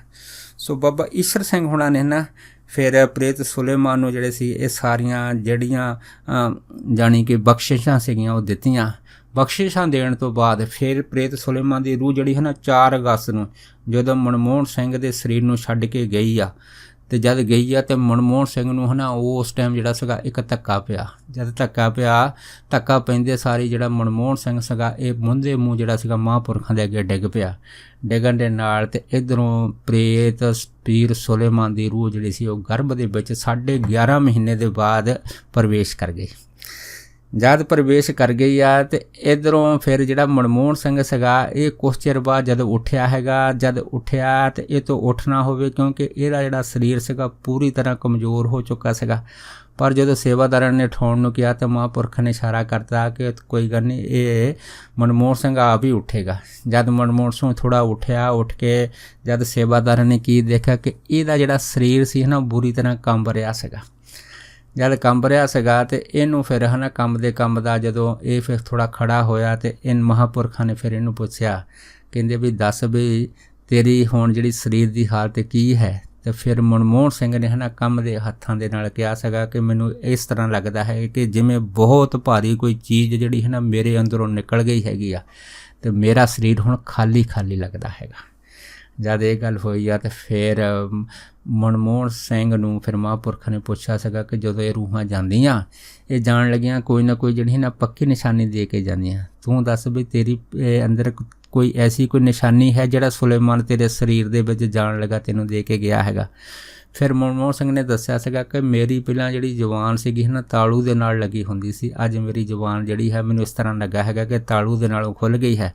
ਪਰ ਜਦੋਂ ਮਨਮੋਹਨ ਸਿੰਘ ਨੇ ਆਪਣੀ ਜਿਹੜੀ ਜੀਭ ਸੀਗੀ ਬਾਹਰ ਕੱਢੀ ਤੇ ਜਦ ਸੰਗਤ ਤੇ ਸੇਵਾਦਾਰਾਂ ਨੇ ਮਨਮੋਹਨ ਸਿੰਘ ਦੀ ਜੀਭ ਨੂੰ ਦੇਖਿਆ ਤੇ ਕੀ ਤੱਕਿਆ, ਮਨਮੋਹਨ ਸਿੰਘ ਦੀ ਜੀਭ ਦੇ ਵਿੱਚ ਨਾ ਕਾਫੀ ਭਾਰੇ ਛਾਲੇ ਪਏ ਹੋਏ ਸੀਗੇ। ਜਿਹੜੇ ਪ੍ਰੇਤ ਸੁਲੇਮਾਨ ਦੀ ਜਿਹੜੀ ਨਿਸ਼ਾਨੀ ਸੀਗੀ ਮਨਮੋਹਨ ਸਿੰਘ ਦੀ ਜੀਭ ਦੇ ਉੱਤੇ ਪ੍ਰਗਟ ਹੋਈ ਸੀ ਜਦੋਂ ਉਹਨੇ ਮਨਮੋਹਨ ਸਿੰਘ ਦੇ ਸਰੀਰ ਨੂੰ ਛੱਡਿਆ ਸੀਗਾ। ਸੋ ਉਸ ਤੋਂ ਬਾਅਦ ਹੈ ਨਾ ਫਿਰ ਜਦ 5 ਤਰੀਕ ਹੋਈ ਆ ਤੇ ਸਰਦਾਰ ਗੁਰਦੇਵ ਸਿੰਘ ਗਿਆਨੀ ਜੀ ਨੇ ਮਹਾਂਪੁਰਖਾਂ ਨੂੰ ਜਿਹੜਾ ਸੀਗਾ ਉਚੇਚੇ ਤੌਰ 'ਤੇ ਦੱਸਿਆ ਕਿ ਸਾਡੇ ਘਰ ਦੇ ਵਿੱਚ ਜਿਹੜਾ ਹੈ ਨਾ ਇੱਕ ਸੁੰਦਰ ਬਾਲਕ ਨੇ ਜਨਮ ਲਿਆ ਹੈਗਾ।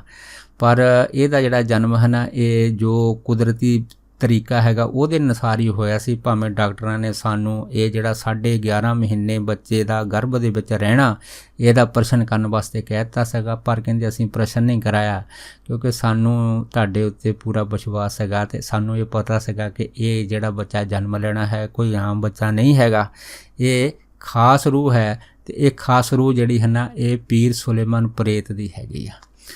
ਉਸ ਤੋਂ ਬਾਅਦ ਇਹ ਬੱਚਾ ਜਿਹੜਾ ਸੀ ਜਵਾਨ ਹੋਣਾ ਸ਼ੁਰੂ ਹੋਇਆ ਤੇ ਮਹਾਂਪੁਰਖਾਂ ਨੇ ਇਸ ਬੱਚੇ ਦੀ ਜਿਹੜੀ ਦੇਖਭਾਲ ਸੀ ਬਾਬਾ ਈਸ਼ਰ ਸਿੰਘ ਹੋਣਾ ਨੇ ਆਪਣੇ ਧਿਆਨ ਦੇ ਵਿੱਚ ਆਪ ਰੱਖੀ ਆ। ਤਕਰੀਬਨ 5 ਸਾਲ ਜਿਹੜਾ ਸੀਗਾ ਨਾ ਇਸ ਬੱਚੇ ਦਾ ਮਹਾਂਪੁਰਖਾਂ ਨੇ ਨਾਮ ਨਹੀਂ ਰੱਖਿਆ। ਜਦ 5 ਸਾਲ ਹੋਏ ਆ ਤਾਂ ਮਹਾਂਪੁਰਖ ਜਿਹੜੇ ਸੀਗੇ ਪੂਰਨਮਾਸ਼ੀ ਵਾਲੇ ਦਿਨ ਅੰਮ੍ਰਿਤਸਰ ਇਸ ਬੱਚੇ ਨੂੰ ਲੈ ਕੇ ਗਏ ਆ। ਫਿਰ ਇੱਥੇ ਜਦ ਮਹਾਂਪੁਰਖਾਂ ਨੇ ਇਹਦਾ ਨਾਮ ਕਢਾਇਆ ਤੇ ਇਹਦਾ ਜਿਹੜਾ ਨਾਮ ਸੀ ਗੱਗਾ ਅੱਖਰ ਦੇ ਵਿੱਚ ਨਿਕਲਿਆ। ਜਦ ਗੱਗਾ ਅੱਖਰ ਦੇ ਵਿੱਚ ਨਿਕਲਿਆ ਤਾਂ ਮਹਾਂਪੁਰਖਾਂ ਨੇ ਹੈ ਨਾ ਫਿਰ ਇਹਦਾ ਨਾਮ ਗੁਰਬਖਸ਼ੀਸ਼ ਸਿੰਘ ਰੱਖਿਆ ਸੀਗਾ। ਜਦੋਂ ਨਾਂ ਗੁਰਬਖਸ਼ੀਸ਼ ਸਿੰਘ ਰੱਖਿਆ ਹੈ ਨਾ ਇਹ ਜਿਹੜਾ ਬੱਚਾ ਸੀਗਾ ਜਦ ਛੋਟੀ ਉਮਰ ਦਾ ਹੁੰਦਾ ਸੀਗਾ ਤੇ ਉਹਨਾਂ ਟਾਈਮਾਂ ਦੇ ਵਿੱਚ ਵੀ ਇਸ ਸੰਗਤ ਨੂੰ ਇਹ ਦੱਸਦਾ ਰਹਿੰਦਾ ਸੀਗਾ ਕਿ ਮੈਂ ਸੁਲੇਮਾਨ ਪ੍ਰੇਤ ਹਾਂ ਤੇ ਮੈਨੂੰ ਜੋ ਪਿਛਲਾ ਜੋ ਪ੍ਰੇਤ ਜੂਨੀ ਦੇ ਵਿੱਚ ਜੋ ਮੇਰੇ ਨਾਲ ਹੁੰਦਾ ਸੀਗਾ ਵਾਕਿਆ ਉਹ ਮੈਨੂੰ ਅਜੇ ਵੀ ਪੂਰੀ ਤਰ੍ਹਾਂ ਯਾਦ ਹੈਗਾ। ਸੋ ਇਹ ਜਿਹੜਾ ਬੱਚੇ ਦਾ ਜਨਮ ਸੀਗਾ ਜਿਹੜਾ ਪ੍ਰੇਤ ਜੂਨੀ ਤੋਂ ਮੁਕਤ ਹੋ ਕੇ ਗਿਆਨੀ ਸਰਦਾਰ ਗੁਰਦੇਵ ਸਿੰਘ ਦੇ ਗ੍ਰਹਿ ਵਿਖੇ ਹੋਇਆ ਸੀਗਾ ਹੈ ਨਾ। ਇਹ ਜਨਮ ਤਾਂ ਜਿਹੜਾ ਸੀਗਾ ਇਹ 5 ਅਗਸਤ 1968 ਨੂੰ ਹੋਇਆ ਸੀਗਾ ਸੁਲੇਮਾਨ ਪ੍ਰੇਤ ਦਾ ਜਨਮ। ਤੇ ਉਸ ਤੋਂ ਬਾਅਦ 5 ਸਾਲ ਬਾਅਦ ਫਿਰ ਮਹਾਂਪੁਰਖਾਂ ਨੇ ਜਿਹੜਾ ਸੀ ਇਹਦਾ ਨਾਮ ਗੁਰਬਖਸ਼ੀਸ਼ ਸਿੰਘ ਰੱਖਿਆ ਸੀਗਾ। ਇਸ ਤੋਂ ਬਾਅਦ ਫਿਰ ਇਹ ਜਿਹੜੇ ਬੱਚੇ ਸੀਗੀ ਇਹਨੂੰ ਜੋ ਮਨੁੱਖਾ ਜਨਮ ਹੋਇਆ ਹੈਗਾ ਇਹ ਮਹਾਂਪੁਰਖਾਂ ਦੀ ਕਿਰਪਾ ਦ੍ਰਿਸ਼ਟੀ ਸਦਕਾ, ਕਿਉਂਕਿ ਜੋ ਬਚਨ ਧਰਮਰਾਜ ਨੇ ਉਸ ਟਾਈਮ ਸੁਲੇਮਾਨ ਪ੍ਰੇਤ ਨੂੰ ਜਿਹੜੇ ਸੀਗੇ ਉਸ ਧਰਮਰਾਜ ਦੀ ਕਚਹਿਰੀ ਦੇ ਵਿੱਚ ਕਹੇ ਸੀਗੇ ਕਿ ਤੈਨੂੰ 1000 ਸਾਲ ਜਿਹੜਾ ਨਾ ਪ੍ਰੇਤ ਜੂਨੀ ਦੇ ਵਿੱਚ ਰਹਿਣਾ ਪਵੇਗਾ। ਜਦ 1000 ਸਾਲ ਦਾ ਆਖਰੀ ਸਾਲ ਹੋਏਗਾ ਉਸ ਸਾਲ ਦੇ ਵਿੱਚ ਫਿਰ ਤੈਨੂੰ ਮਹਾਂਪੁਰਖ ਸੰਤ ਬਾਬਾ ਈਸ਼ਰ ਸਿੰਘ ਜੀ ਜਿਹੜੇ ਸੀ ਉਹਨਾਂ ਦਾ ਮਿਲਾਪ ਹੋਏਗਾ ਤੇ ਉਹ ਤੇਰਾ ਫਿਰ ਪ੍ਰੇਤ ਜੂਨੀ 'ਚ ਉਧਾਰ ਕਰਕੇ ਤੈਨੂੰ ਫਿਰ ਮਨੁੱਖਾ ਦੇਹੀ ਦਿਵਾਉਣਗੇ। ਸੋ ਇਹ ਹੈ ਵਿਚਿੱਤਰ ਜੋ ਲੀਲਾ ਹੈਗੀ ਆ ਸੁਲੇਮਾਨ ਪ੍ਰੇਤ ਦੀ, ਜਿਨ੍ਹਾਂ ਇਸ ਪ੍ਰੇਤ ਦੀ ਲੀਲਾ ਨੂੰ ਉਹਨੇ ਕਿਸ ਤਰ੍ਹਾਂ ਜਿਹੜਾ ਸੀਗਾ ਪ੍ਰੇਤ ਜੂਨੀ 'ਚ ਪ੍ਰਵੇਸ਼ ਕੀਤਾ, ਕਿਸ ਤਰ੍ਹਾਂ ਜਨਮ ਲਿਆ ਤਾਂ ਕਿਸ ਤਰ੍ਹਾਂ ਜਿਹੜਾ ਸੀਗਾ ਉਹਦੀ ਪ੍ਰੇਤ ਜੁਨੀ ਤੋਂ ਬੰਦ ਖਲਾਸੀ ਹੋਈ ਹੈ। ਸੋ ਇੰਨੇ ਬਚਨ ਕਰਦਾ ਹੋਇਆ 10 ਖੇਮਾਂ ਦਾ ਜਾਚਕ ਹੈ ਜੀ। ਹੋਈਆਂ ਭੁੱਲਾਂ ਚੁੱਕਾਂ ਦੀ ਖੇਮਾ ਬਖਸ਼ਣੀ। ਸੋ ਫਤਿਹ ਬੁਲਾਓ ਜੀ। ਵਾਹਿਗੁਰੂ ਜੀ ਕਾ ਖਾਲਸਾ, ਵਾਹਿਗੁਰੂ ਜੀ ਕੀ ਫਤਿਹ।